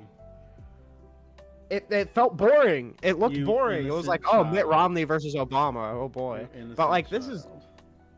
yeah. Even in 2016, I thought like, oh boy, Trump versus Hillary. Who do I want, the woman or the guy who talks funny? And it's like, Why? Why can't y'all pay attention? What is it about young people? yeah. Well, I was in 7th grade, so I didn't really I understand expect that, more from my but 7th graders, my friend.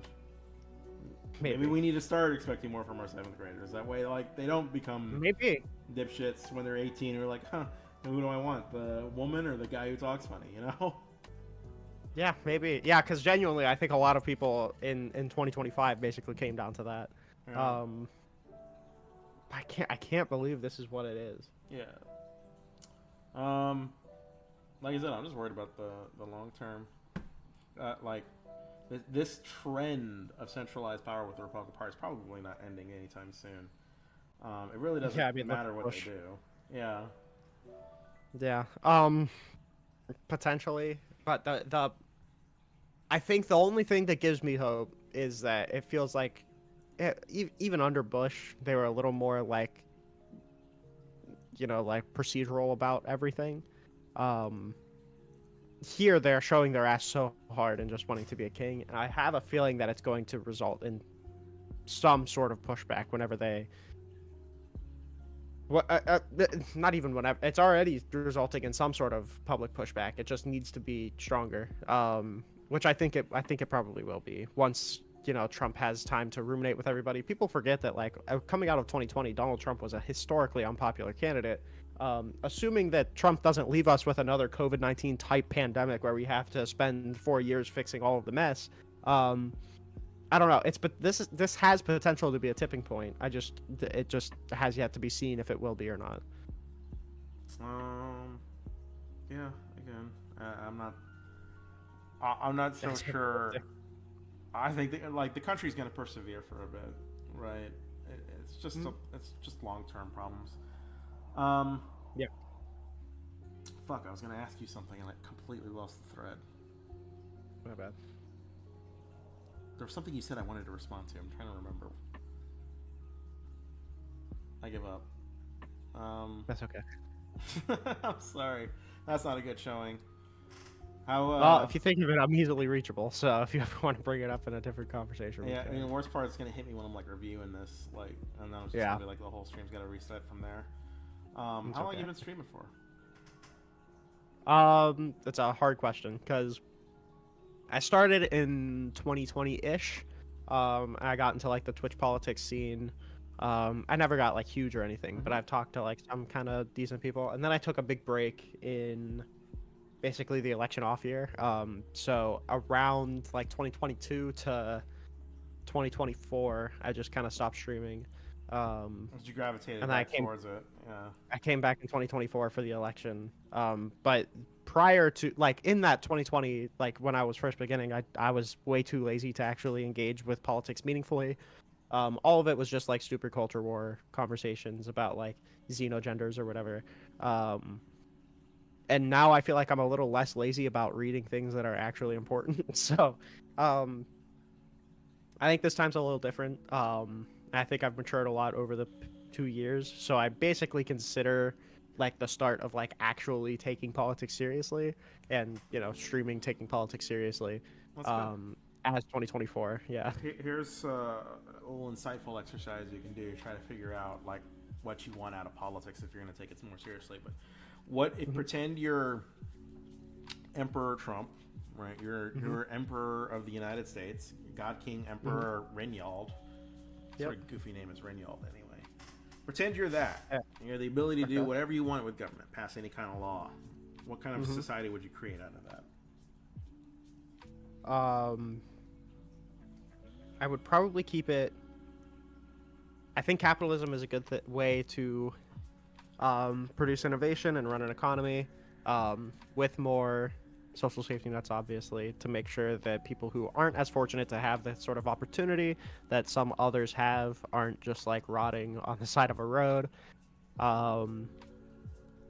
I think a lot of the American ideals are really, really good. Like pluralism is good. Like equal opportunity is really good. And maximalizing freedom to the extent that you can in like a modernized government is good. These are good ideals. But how do you get there? Like that's the question I'm curious about.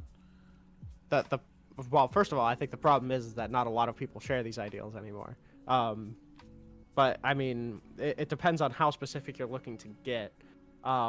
If you're looking if you're asking like what my corporate tax rate would be, I've got no answer to that. It's not really that. But I mean, I guess like in terms of like economic fairness, you would want to reduce poverty as much as possible. You'd want to ensure many people have health care as possible, right? It's good to think about like if these are your long-term goals, right? You're going to back whatever gets you the meaningful access to that.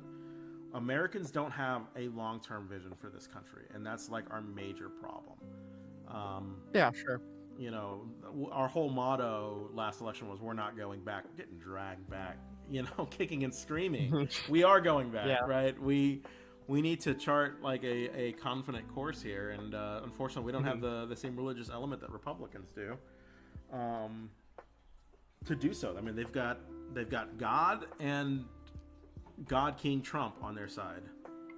I mean, I think that certain individuals did have, like, for instance, I think Joe Biden did have a good vision for the country where we're standing up for our prior ideals of, you know, fighting for democracy, you know, even abroad, like making sure that bigger countries can't just come in and colonialize and imperialize whatever smaller countries they want to by fighting back against big, you know, yeah, he did things good. like Russia, and you know, trying to move towards exciting new things like green energy, which have been proven to work and are getting continually cheaper, and trying to, you know, have a big American hand in things like that while modernizing everything through infrastructure. I think he had an idea of where he wanted to take America long term. The problem is that one, due to natural reasons like his age, he wasn't able to realize that goal fully. And because, you know, we're shackled with trying to do all of this coming right out of a global pandemic, it's a little hard to keep the voters on your side through doing that. But, I mean, I think Joe Biden, more than probably Kamala Harris, had a vision of where he wanted to take America. I think that vision would be good and pretty popular had he had the 4 years without, you know, like the record inflation. Yeah. You believe in God? No. No. Were you always atheistic, or did you have to like meet that? I was never brought up as a theist, so I mean, and also technically, you know, if you want to be like a terms bro, like I consider myself an agnostic because I just don't want to deal with the baggage that atheism necessarily brings. That's kind of a coward's way out, isn't it?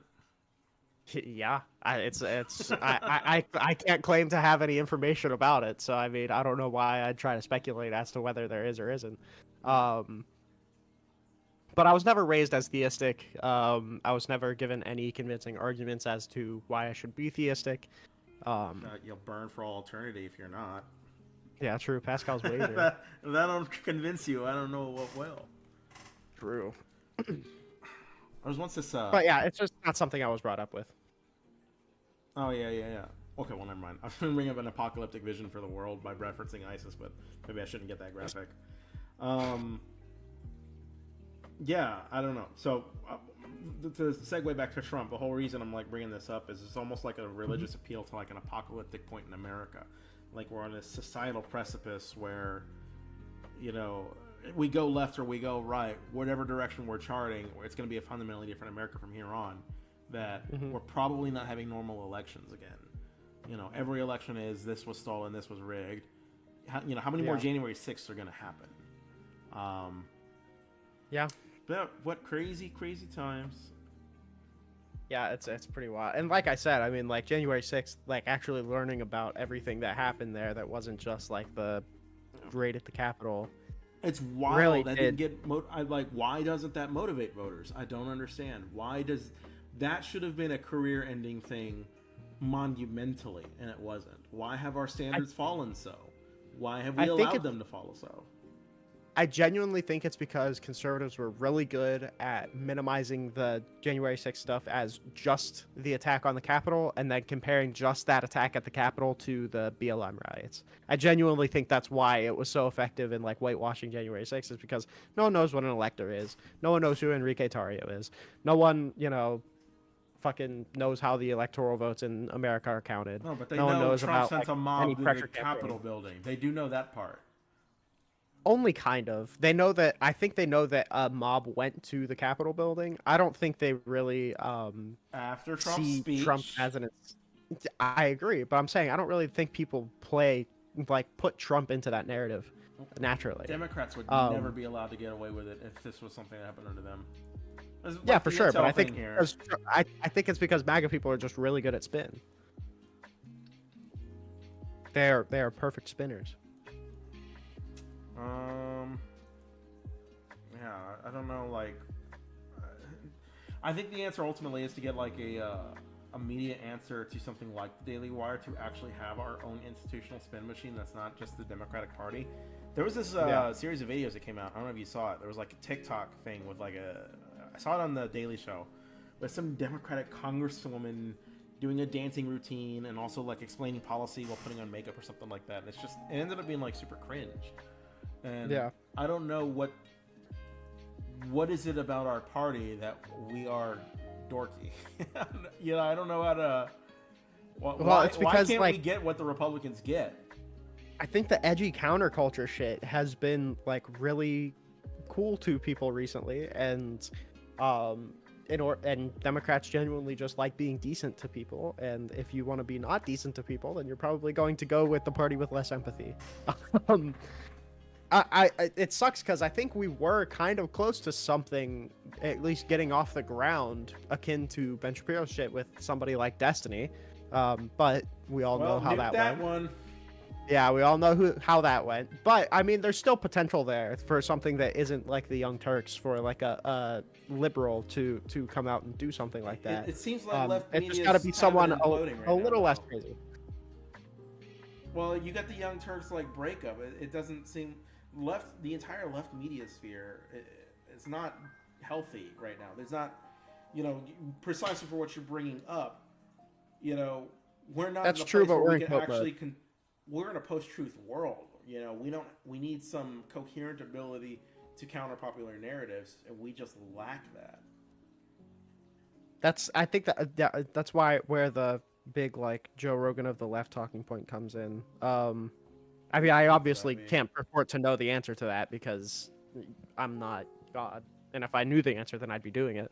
But I mean, I think there is something towards saying that Democrats should probably be a little less tone policey, and should be a little more willing to kind of not mudsling, but Well, did you see Jasmine I don't know, Crockett do Daily Wire type shit. I don't like Jasmine Crockett, but I mean, isn't that mudslinging? Kind of something like that.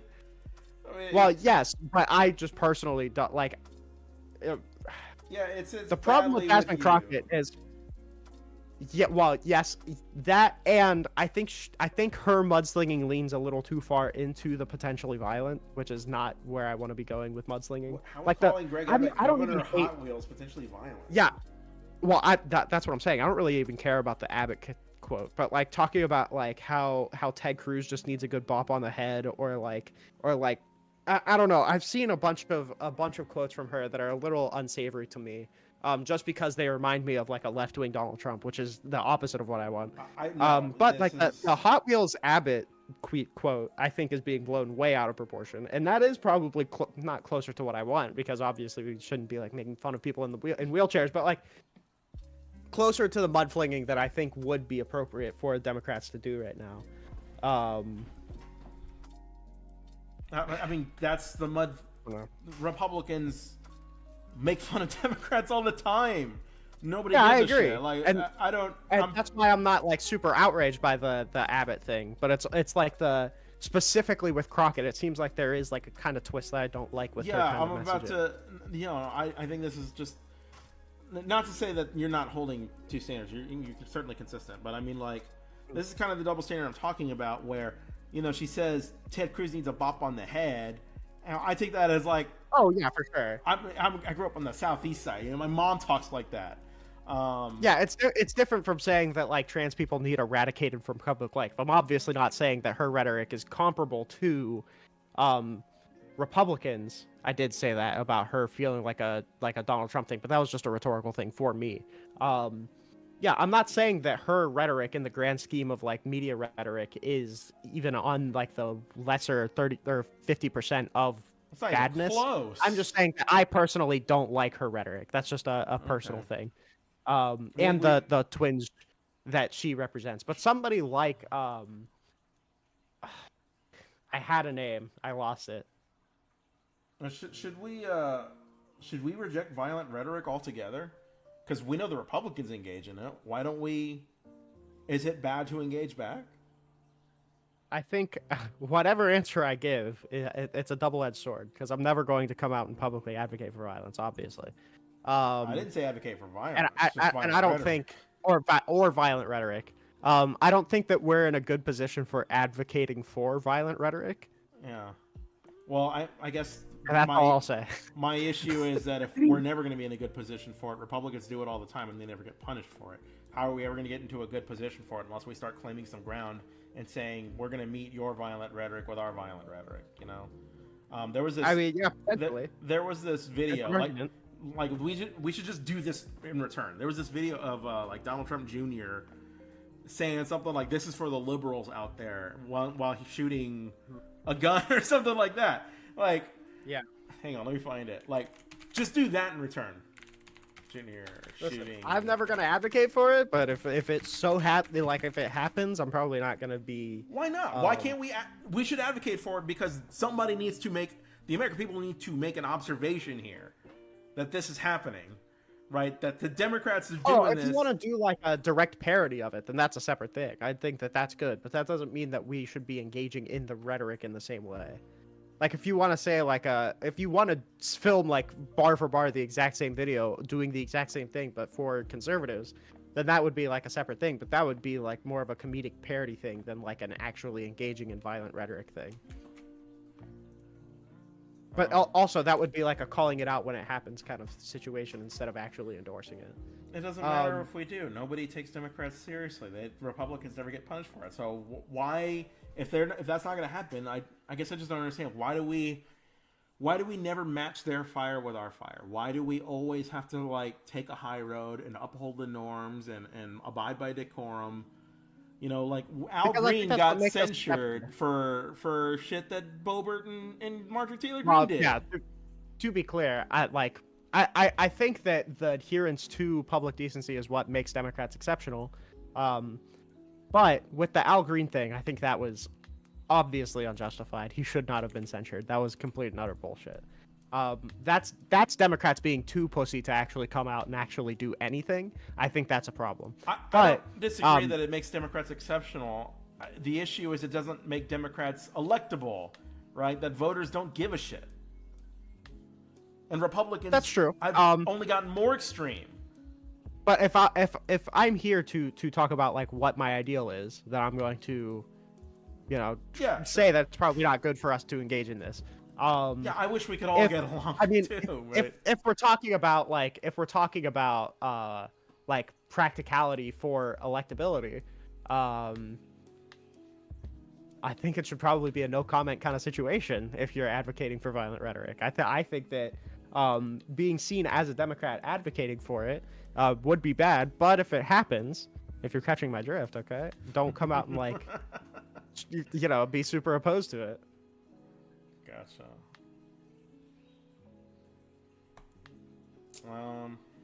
Shit, I don't know, man. I don't know.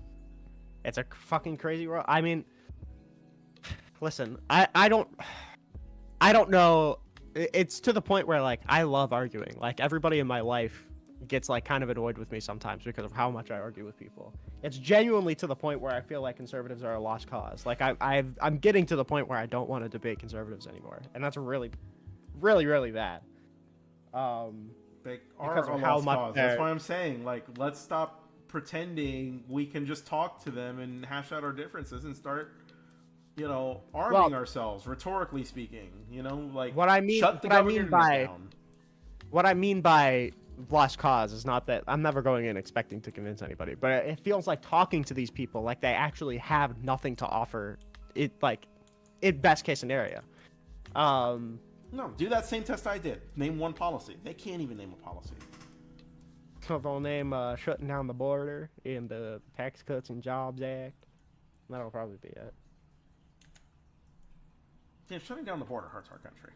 Not for nothing. I know. Listen, you're preaching to the choir there, but that's a rhetorically dead kind of argument. Yeah, why do we need to embrace open borders as a party? Like, let's stop running from that position and start saying, you know what? We want an immigration reform system that makes it easier to immigrate legally because we want people to come here. The American way. Like, why did we vote for the Laken Riley Act? We gave Republicans a win for nothing. Yeah, voting for the Laken Riley Act was really fucking stupid, and not going way harder on the Langford bill, I think, was bad. Because the Langford bill was by all intents and purposes, from what I've heard in it, seemed pretty good. I mean, there was some shit in there that was like obvious concessions, but it was decent. Yeah, it sucks that we gave so much ground on that, and that Democrats aren't fighting for that bill still, because it just felt like politicization, which is stupid. Yeah, whether or not I think that we should come out and say like explicitly like, yeah, open borders. It depends on how you're defining open borders. If you just mean that like the border should be, I don't mean like open, everybody crossing like, the Rio Grande. Immigration reform system so that if you want to immigrate to the United States, you could just immigrate to the United States, pay what you need to do, ensure you're not a criminal, come on over. Yeah, in that case, then yeah, because I mean like it's good for us. It's like it's a cliche, but like nation of immigrants breeds innovation, et cetera, et cetera. It's not a cliche. It's a true statement. It's an objectively true statement. Right, and if you're talking about your long-term goal for the country was defending capitalism, I agree. Immigrants are a resource, right, in capital. Yeah, sure. It makes us more capitalistically competitive to have immigrants. We have reduced costs of labor. We have more innovation in human capital, right? We have more consumers for our economy. Well, not only that, but like we can take examples of what's happening like right now. Like there aren't there ads in Germany where they're like saying that they'll take all of the scientists that we're firing right now? Like that's a primo example. We can like you can get like the most qualified people from each country to come to your country if your country's good enough. And I don't think there'd be, especially after Trump, there's not going to be any shortage of super qualified positions that need filling. No, these people are in kind of limbo though because the court's just telling the Trump administration to reinstate them, and the Trump administration doesn't actually know how to do that yet. Yeah, because they worse for these people. I feel so bad for these people. Holy shit! When did being a public servant become equal to being a cockroach? Like, look at the way these people are talked about. It's insane. I know. I can't say much about this, but I know somebody who is a public servant, and it's fucked. It's really, really fucked. That's all I can say. But yeah.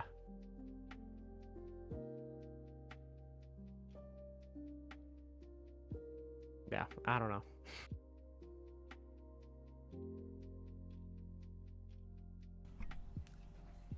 What's on the agenda for the rest of the night? I've still got to eat dinner. What are you gonna eat? So, I don't know. I'll figure that out, I guess. I have no idea. You got we got Helldivers too? No, I don't. I've been told by like a bunch of people to get it. I don't have a good computer to play games on. The only consoles I have are a Nintendo Switch and a PS2. You're a poor person. Listen, I like the PlayStation 2. All right.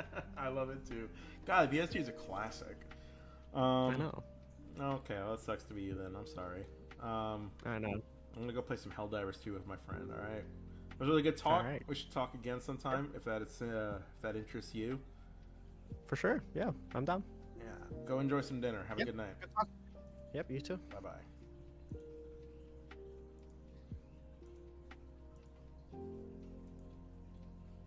Hello, my friend. You are on stream. Oh, you're on stream? Yeah, I was streaming my conversation with Rinyald, the Notebook.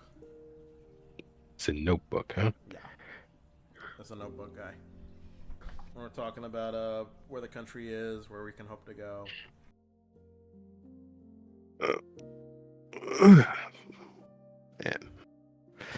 Man. You still on stream right now? Yep. Are you finished? Well, I'm still on stream, but I'm not talking to him anymore. What's up? I was like, you want to play Helldivers with me, Tuli? Yeah, I do. Okay. Hey, Tuli. Shit, yeah, motherfucker. All right, Tuli, don't cuss. Okay. Okay.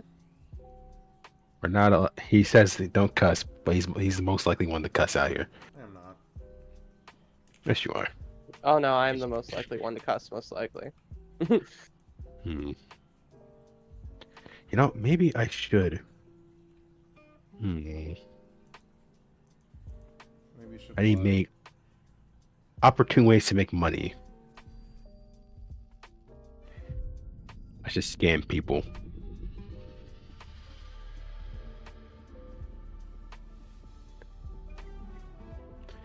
Because, you know, college is like work, but like it's not work that makes money just yet. Not with that attitude. Maybe I could sell feet pics. I'm sure there's a market out there somewhere for it. Just have to pretend. We have to pretend. Who has good looking feet here? I mean, I like to think I do. I take pretty good care of them. You are a woman, and that makes a lot more sense. Now, whether you'd be able to pass as me or not is another question. That's I should say I bleach my skin. Okay. The Michael Jackson approach, I see. No, I say I have vitiligo. That's all I have to say. All I have to say. Take command of the galaxy's liberation. I don't know. Every time I hear vitiligo, I just think of the fucking Uncle Ruckus meme of I have reverse vitiligo. Another step closer to It's like what Michael Jackson had, but in reverse. Initiating FTL jump to the Esper system. Did you ever watch Boondock Saints, Reed? I watched the entirety of it, but like when I look at the Boondocks now, I'm just like, some of it has aged pretty poorly. A lot of it actually, surprisingly. Yeah. Hellpods primed. Especially the way how the show writes women like female characters, particularly. Like they might as well just be non-existent, or they do exist. They're just pretty one-dimensional. Who the fuck is Atomic Diggles? Who the fuck is this nigga? Oh, is the lobby full? Already? No, it's like, oh, the lobby is full. LSP, kick these motherfuckers, kick one of these nippers out of here.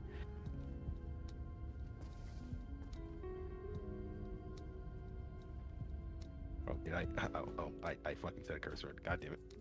Alright, well, while I wait for that, I'm gonna go grab my water because I forgot it in the living room. Good boy, Poof.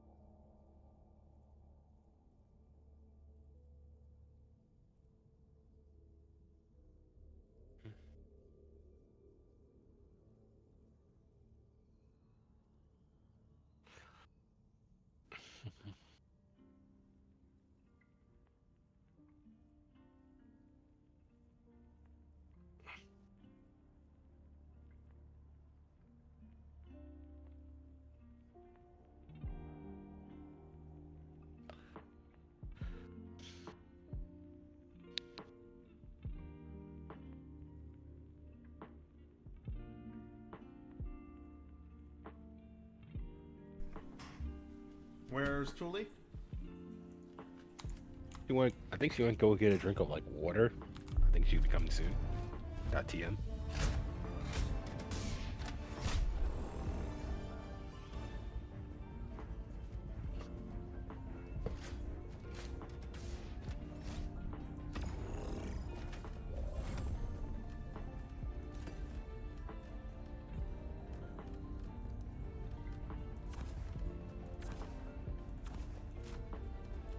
See, we have gas going on here.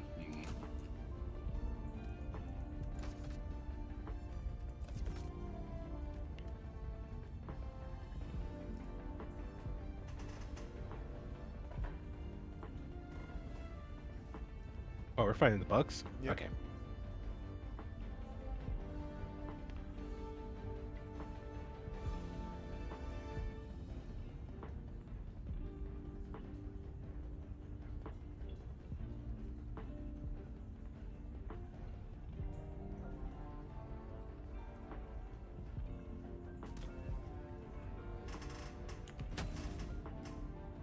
Hellpod launch initiated. She'll join when we're like in the mission anyway.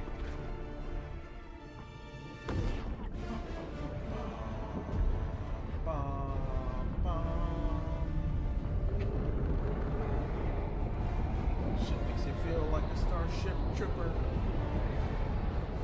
I was like, I feel more like an ODST, honestly.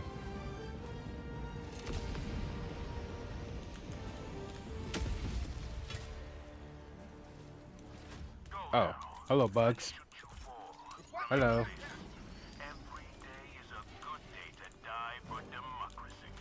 Today is a good day to die for democracy. Oh, it's like. It's not like you need help over there. I'm sure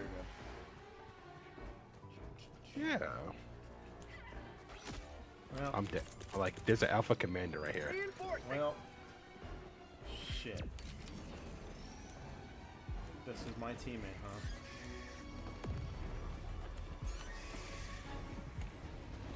I didn't really equip the shotgun this time around. I got the tenderizer. Oh wait, no, I have the SMG. All right. Holy fuck. Forgot. I forgot this is the SMG I equipped. Oh no. Hey Reef, do you smoke? I mean, I used to, but not really anymore. That's a bad habit, man. You gotta quit it. Oh, like not cigarettes. Like used to smoke weed. I don't do that shit. Hell yeah. Southwest, 50 meters.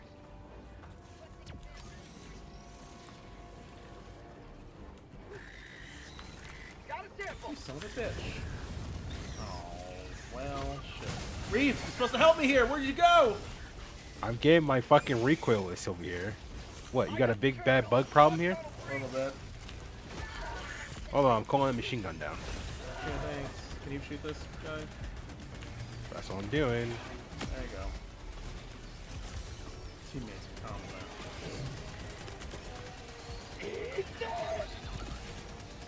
There's a sport tower here.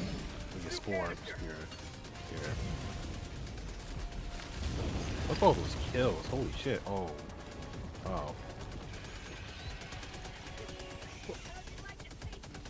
Oh, we're playing bugs. Yep. Need to go. Don't kill yourself. You son of a bitch. I said don't kill yourself. You threw it right next to me. I already threw it. You went over there.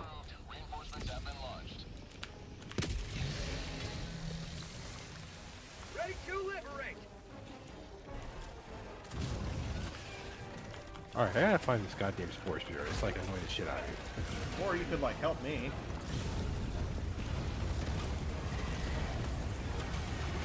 Alright, just get the hell out of there. Hold on. No corner anymore, bro. Alright, you can just... What the fuck killed you? Oh. The ink... I was like, what the fuck just killed you?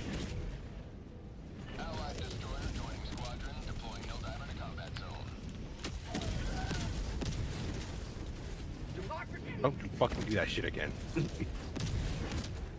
Next time, help me clear the fucking bugs. Bro, you died from the eagle strikes, the random eagle strikes that happened. Not from the bugs. You ran away while I had a whole mountain of bugs on me. I called a napalm strike, didn't I? Yeah, after I died. The sample should radiate in the war effort. Maybe you should be flying around with your hovercraft.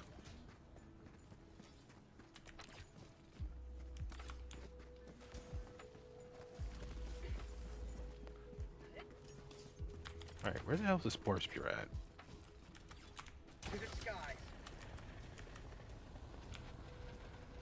Maybe he's like over this thing. Southwest, 50 meters. Oh, is that a biotite? Oh, it is. Yep. Do I shoot it? I don't know if you want to fight it. Whatever it takes. Oh, I think it died. Good job.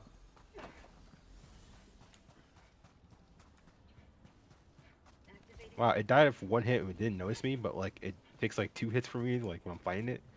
What the hell is going on here? Did you hit it in the side? I hit it right in his face. Well, that's why you have to hit it in the face. Yeah, I hit the biotite in the face with my like fucking rocket without like inviting me to dinner first.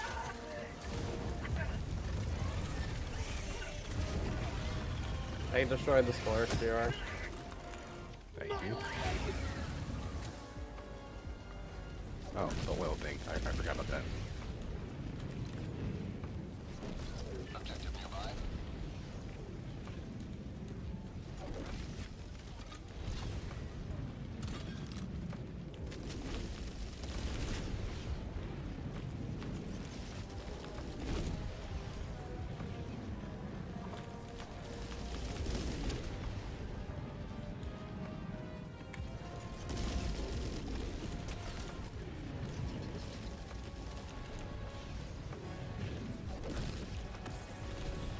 Oh my god, these eagle strikes are gonna fucking kill me.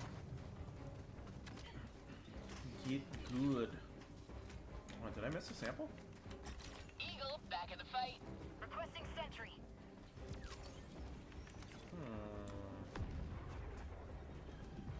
Do you need help over there, Reef? No, I'm fine. I called down my machine gun. Okay, doke. Okay, did I miss any other samples? No? Okay. Not that I really need those comments, but whatever. Dropping a pin. West, 200 meters. Oh, cool.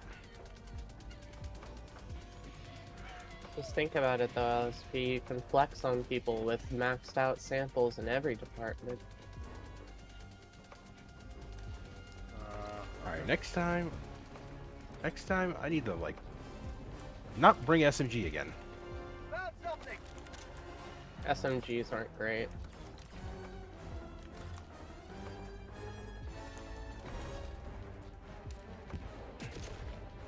Thank you, dumbass impaler, for doing that. Yeah, let's call it a dumbass. It's really mean. Found something. Rear sample collected.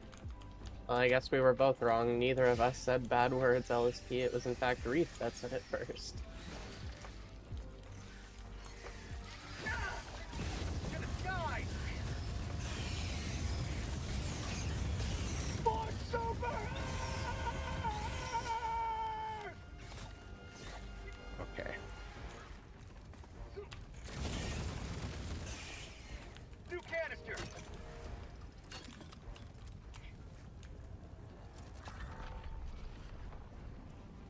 I need this resupply.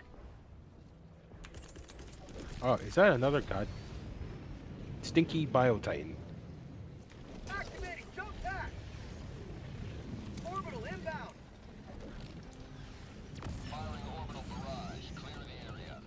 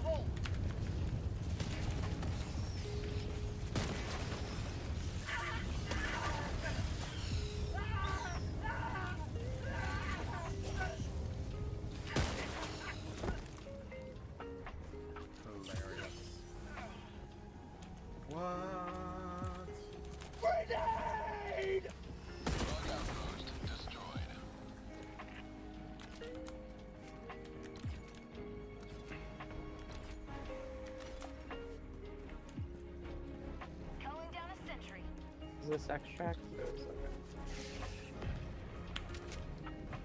My guy is not even noticing me. Rare sample collected. You fool. Wait. Oh. Yeah, you noticed me.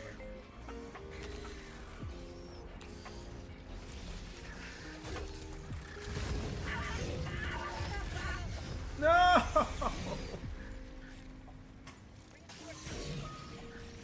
Or was my backup solution? Request approved. Reinforcements have been launched. Ready to liberate.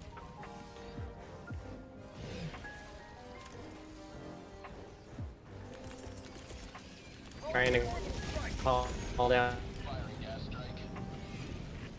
Allied destroyer has left the squadron. Mission active. Wouldn't be a Helldivers game until they did this, you know? Probably not. Bro, how many like bugs are just gonna sit on this objective? This one objective.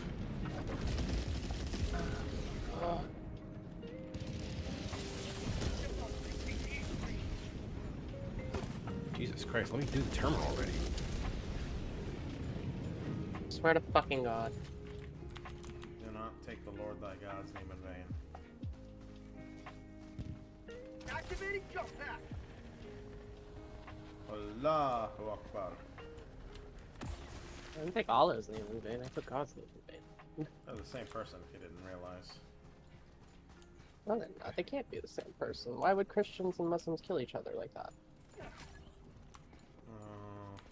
Okay, well, they're the same person. Dropping item. Rare sample collected. Originally, God was a bull. He was a bull. He was part of he was a storm god of the Jewish pantheon. Or, I'm sorry, the Canaanite pantheon. He was like a lesser god. And then over time, he ended up becoming like the national god of Israel. Tagging map. Northwest. Because history's funny like that. He ends up getting graduated to the god.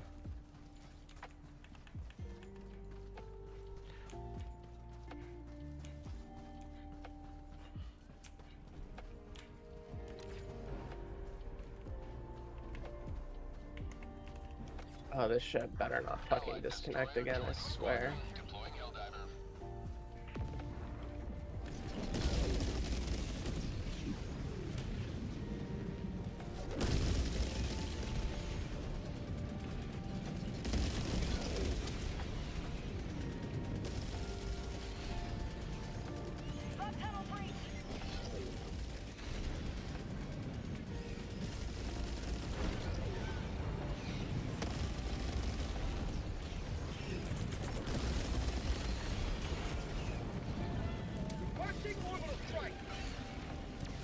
Bro, how many? This is more. They just keep coming here. What the fuck?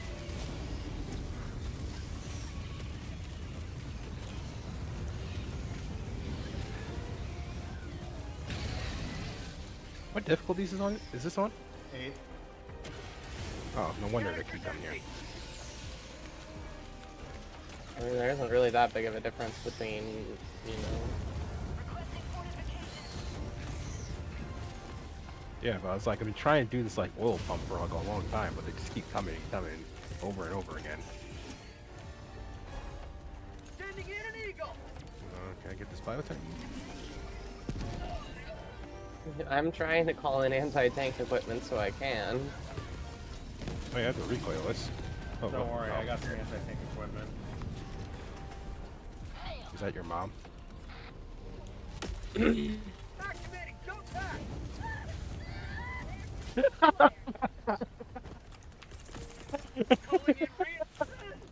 My mind's, huh?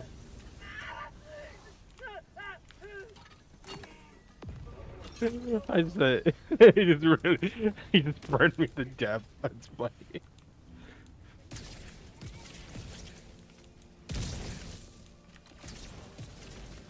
Was that mom joke too soon or something? He just burned me to death. Tilly, you have no legs. Yeah, I expect more glitches because my internet just doesn't want to work for some reason. Helldiver is just a glitchy as fuck game. It gets even wilder when you don't have good internet connection.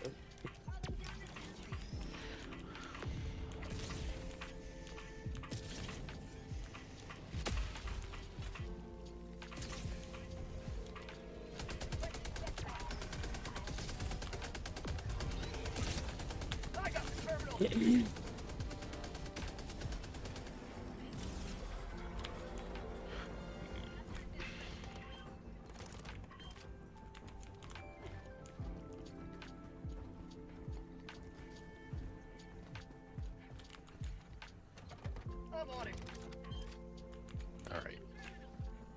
Up. And there we go.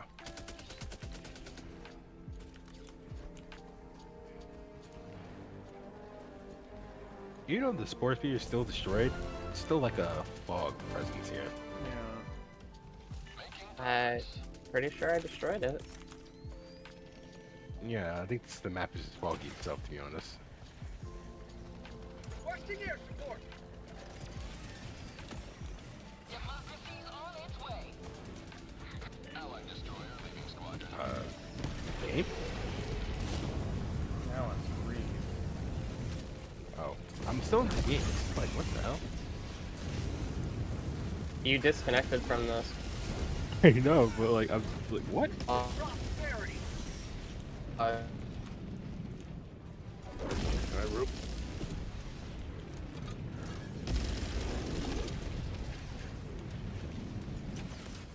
Bug hive spotted. Throwing grenade. Allied destroyer leaving squadron. Oh wow. How'd you like to taste of freedom? I come back until he like, use the game. What the fuck?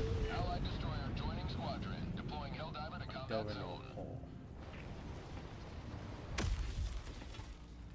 What the hell happened to you? Why you died? I dove into a pole.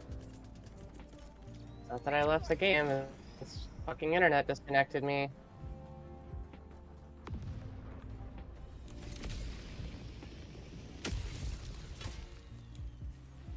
Joining the fray. Did I add any samples of my corpse? I don't think I did.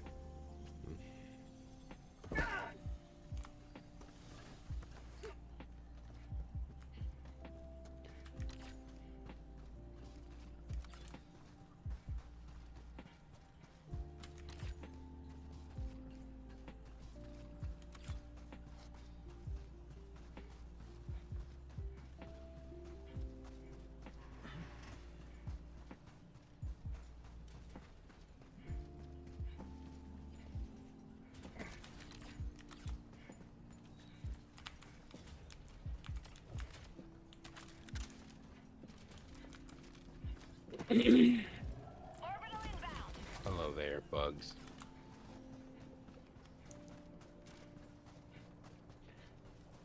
I have a sudden urge to watch the movie Ants now.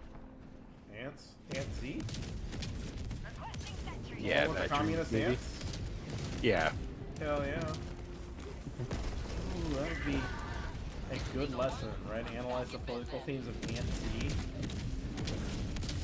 Yeah. Because we're killing bugs, and they pretty much act like ants.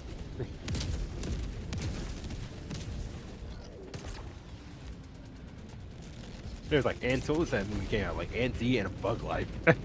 Came out in the same year, right? Yeah.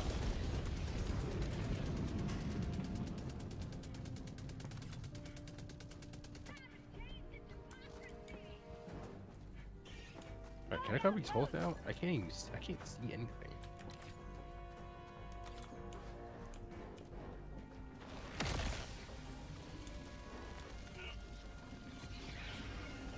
Oh, there's a biotank. Oh, I don't even have my freaking recoilless. Damn it.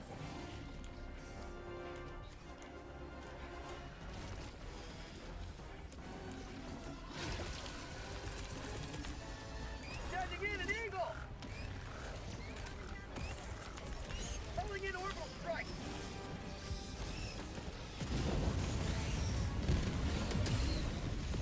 Bug tunnel free. My recoils can come down any faster. Requesting air support. Administering freedom. That's one down. Wow.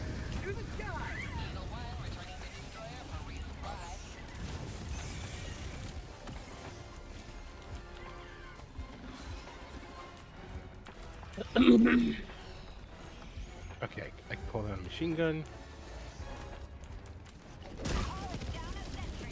Oh my god, that eagle fucking almost killed me.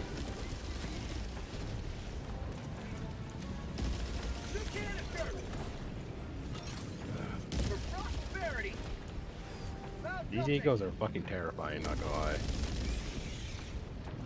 See what it feels like to be a Houthi?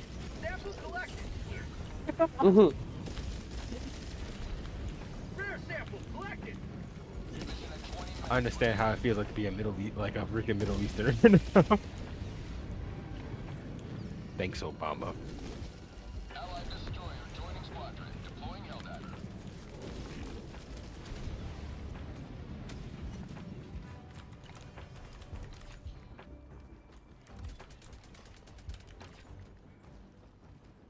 Oh, these are the bug holes. Okay. You just covered them up. Your mom's a bug hole. Huh? Did my grenade just came back out when the bugs came back in? What the fuck? What? Calling in reinforcements. Okay then. I guess that makes sense. It's a biodynamo right in front of you.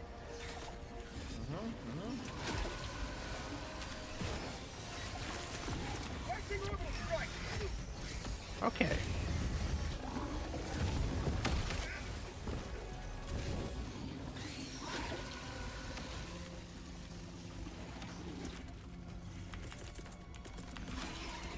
Orbital.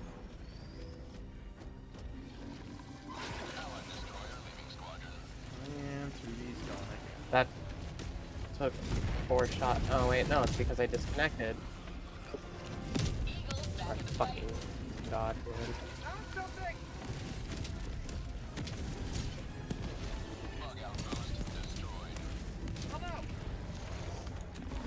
Oh, I'm out of ammo in my gun already.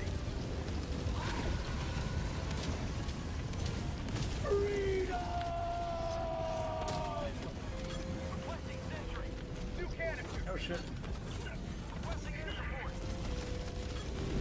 Ow!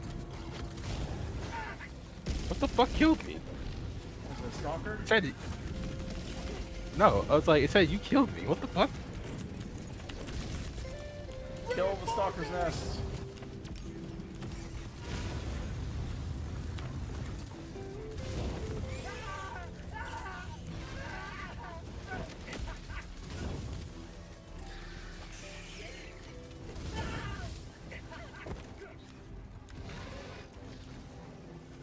Okay. I will kill the stalker nest if, like, you know, there's so much fire around here. Calling in orbital strike.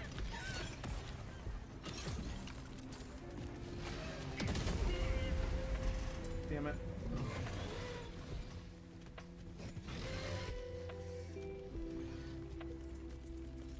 Calling in reinforcements. Oh great, I have a fucking homeboy coming. Request approved. Reinforcements have been launched. What? Point me to the enemy.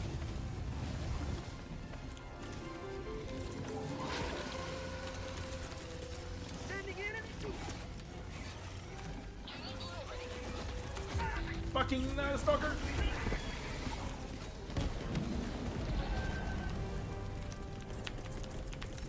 Liberty, save me! Oh, hi, Thule. Stalker's nest is right there. Dropping a pin. Gotta be right there. 100 meters. It's destroyed? Where is it? I've discovered a stalker's lair. Where? Okay, on the other side of this rock. Gotcha. Bro, there's like so many like chargers here, like 3. Yeah. Die! Requesting air support. Oh, God I'm fucking damn. dead. The fucking eagle strike, man. Take out us both. Fucking.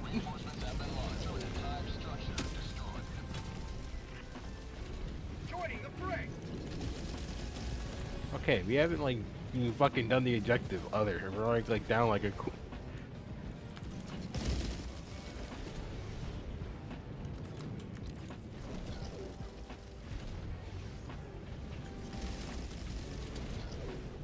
Yeah, let's get these samples and go do those objectives.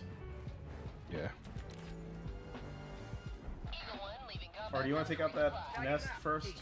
200 meters. Where's the nest at? Oh, wait, that's like which nest we're talking about? This one. Dropping a pin. East, 200 meters. Well, we got to transfer oil to shovel anyway, right? So let's just get on the way back. Yeah.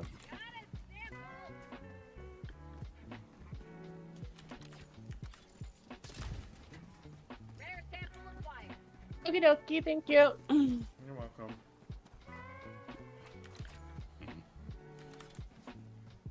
Okay, we have like exhausted all our reinforcements and we're just like, you know, we're struggling out here.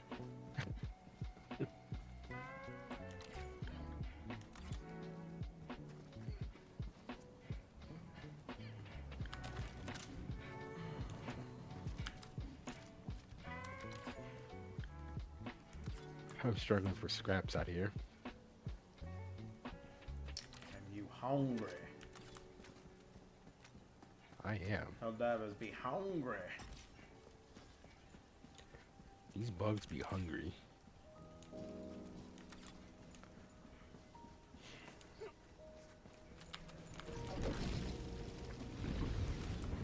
Yeah, I think every time I get killed by the eagle, the random eagle, it says I get killed by you, basically.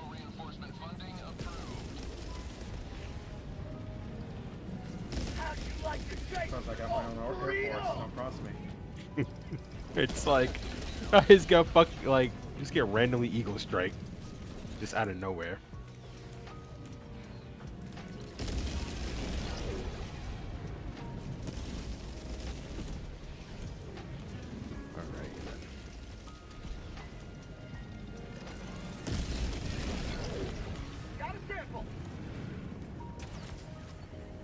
All right, let's get this terminal off.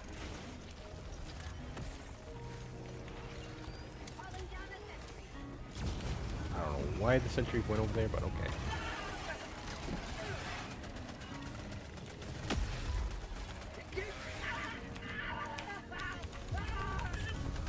You burned yourself to death, huh?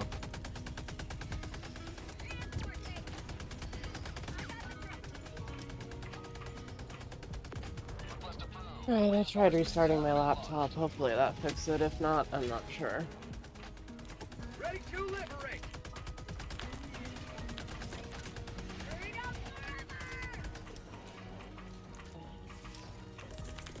Holding down the line. There we go.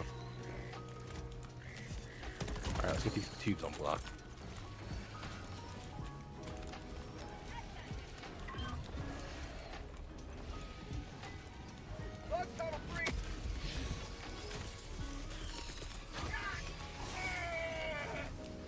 Running out of ammo.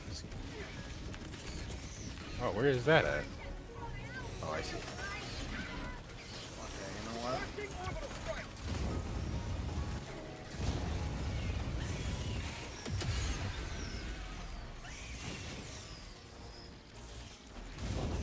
You will never destroy our way of life.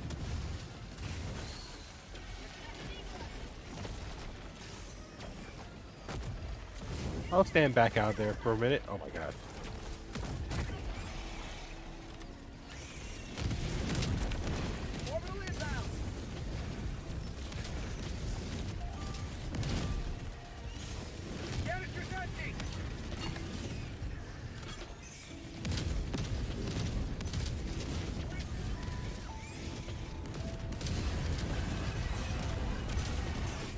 Get away from them.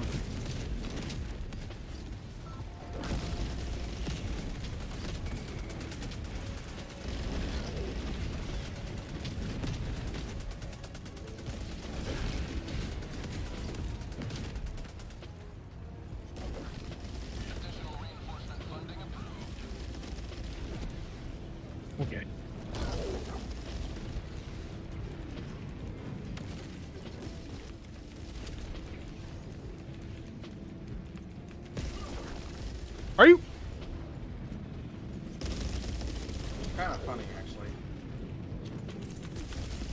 You fucking kidding me? Dog. I got the terminal.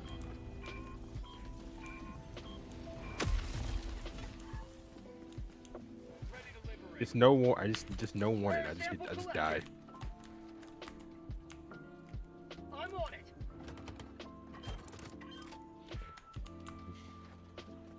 Activating jump pack.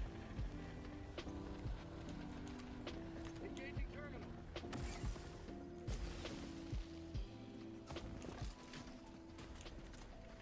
Mission at 10 minutes remaining. This is what's left of my corpse now, huh?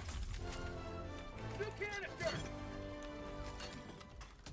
Making progress. My machine gun's still killing things.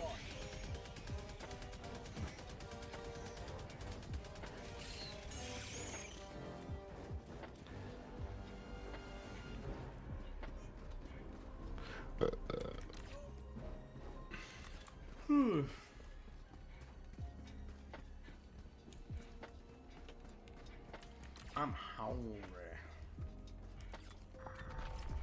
Go make yourself some wings. I don't think I got any wings.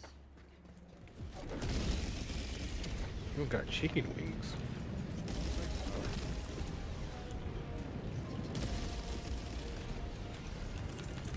Throwing supply beacon. Deploying equipment package.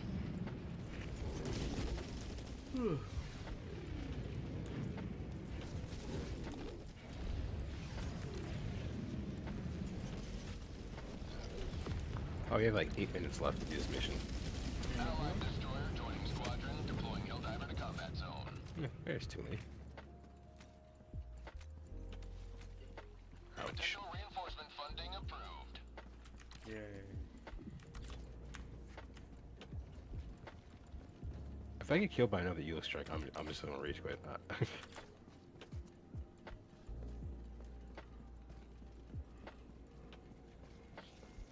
Don't rage quit. Today is a good day to die for democracy.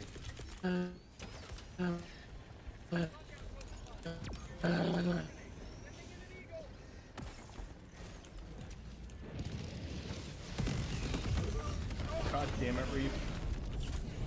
Hey, but you didn't die.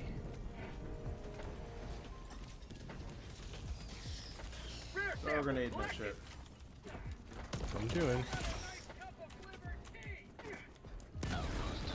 There we go.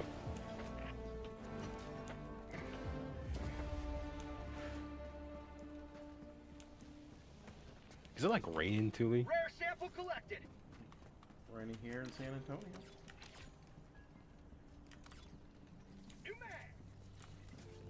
You know, like internet's like bugging out.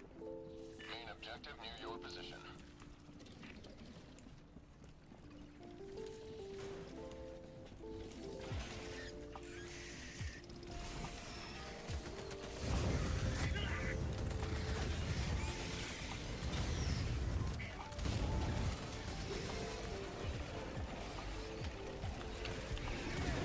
It just says nobody's online. Cool.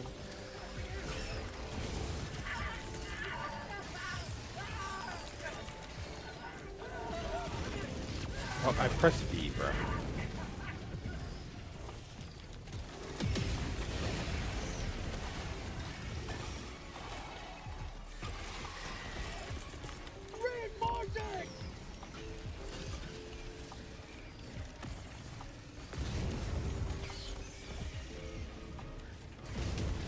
Yeah, this SMG like really fucking blows. Oh shit, I'm like...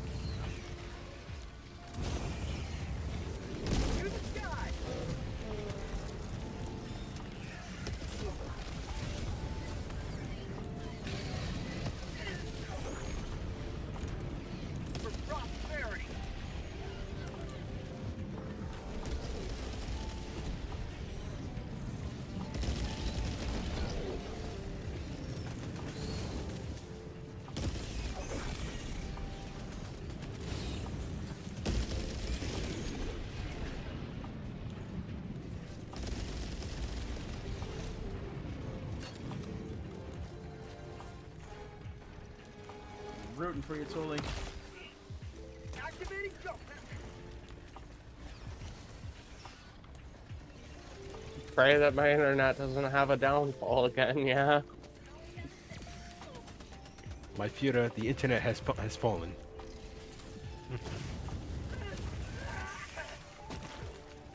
I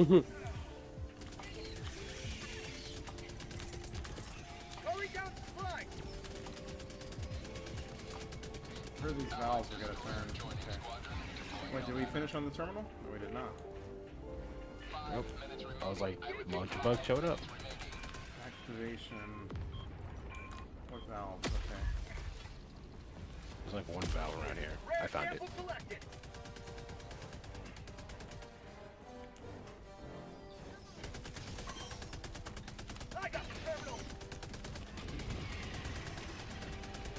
Okay.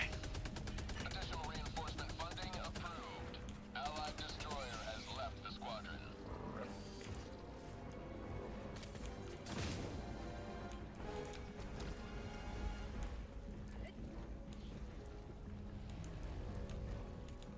Yeah, fuck it, I just can't play anything online today. The only other thing I can think to do is move my laptop, sorry. But actually, that's what I'm gonna do. So I'm gonna move my laptop.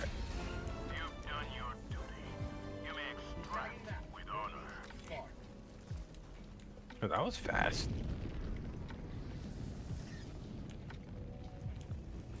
I say we don't search for any samples this time around, to be honest. I left some on the extract. But like the rest of them, I don't think we have the reinforcement to do all that shit, to be honest. And we got like 4 minutes. Yeah, might as well.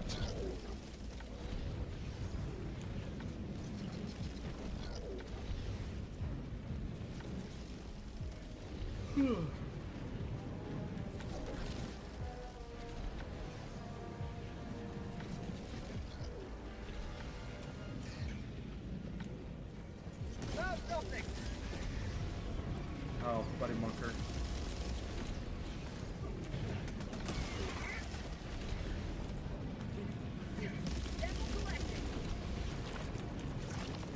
Oh, what the fuck?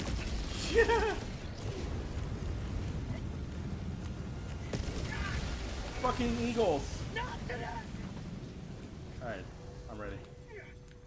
Bro, I like how you snuck up behind us. Like, what the fuck? I need ammo and Sims.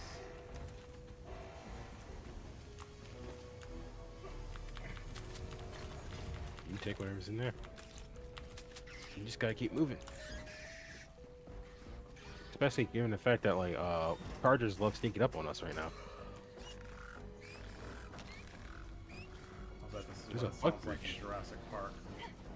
Yep, and I say we just keep running. Nope, not worth. I just found the Seaf artillery site randomly. Okay.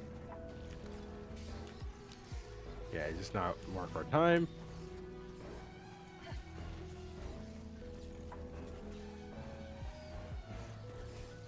Enemy proceed to extraction when ready.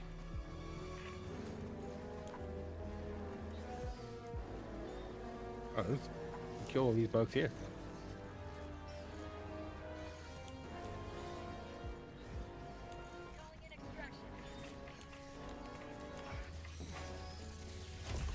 I just want to play games with my friends. Why doesn't it want me to fucking play games?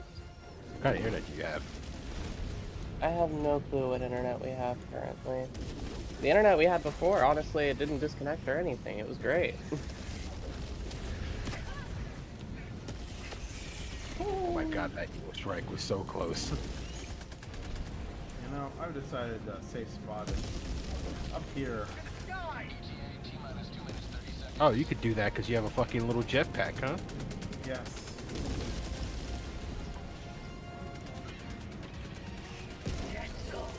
Get some!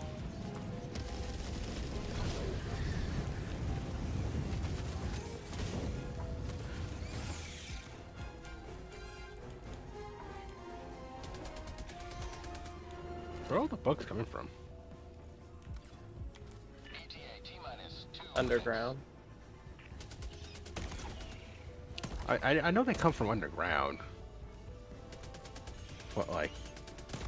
What, it's like, I'm looking where they're coming from the shuttle, so I can throw this napalm.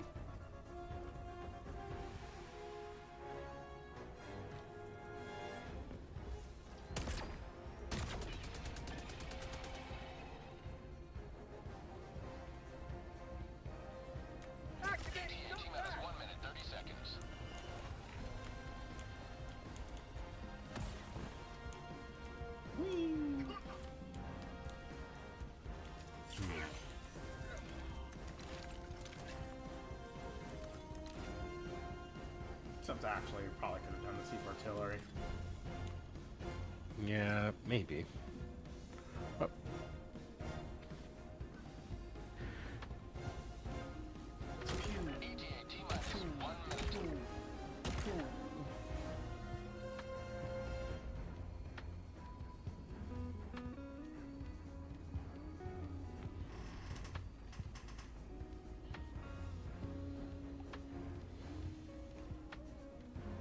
Oh, good.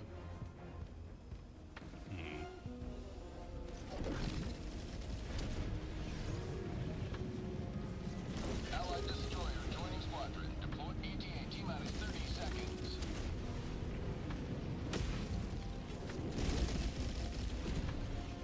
I didn't know you could drop in this late. ETA T-minus 20 seconds. That's interesting to know.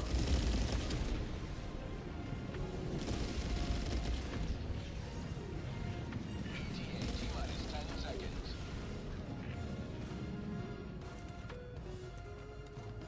Allied destroyer leaving squadron. Oh. This is Pelican 1. I have visual on the extraction zone. Fortunately. This is Pelican 1. Yeah. Preparing for touchdown. To the sky! Alright. Let's see. Countdown initiated. Stand by for takeoff. Extraction complete. Pelican 1 beginning ascent.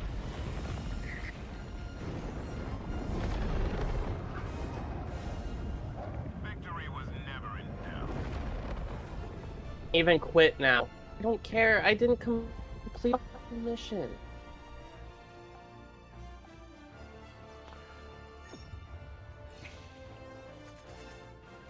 Yeah, unremarkable performance. You know what? Fuck this. It's not one of those days, huh? Really just doesn't seem to be. Want me to just stream it?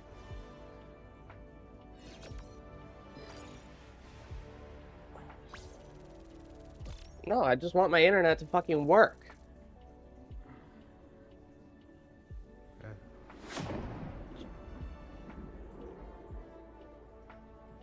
I want to be able to play a game. I don't want to just be fucking sitting here not doing anything.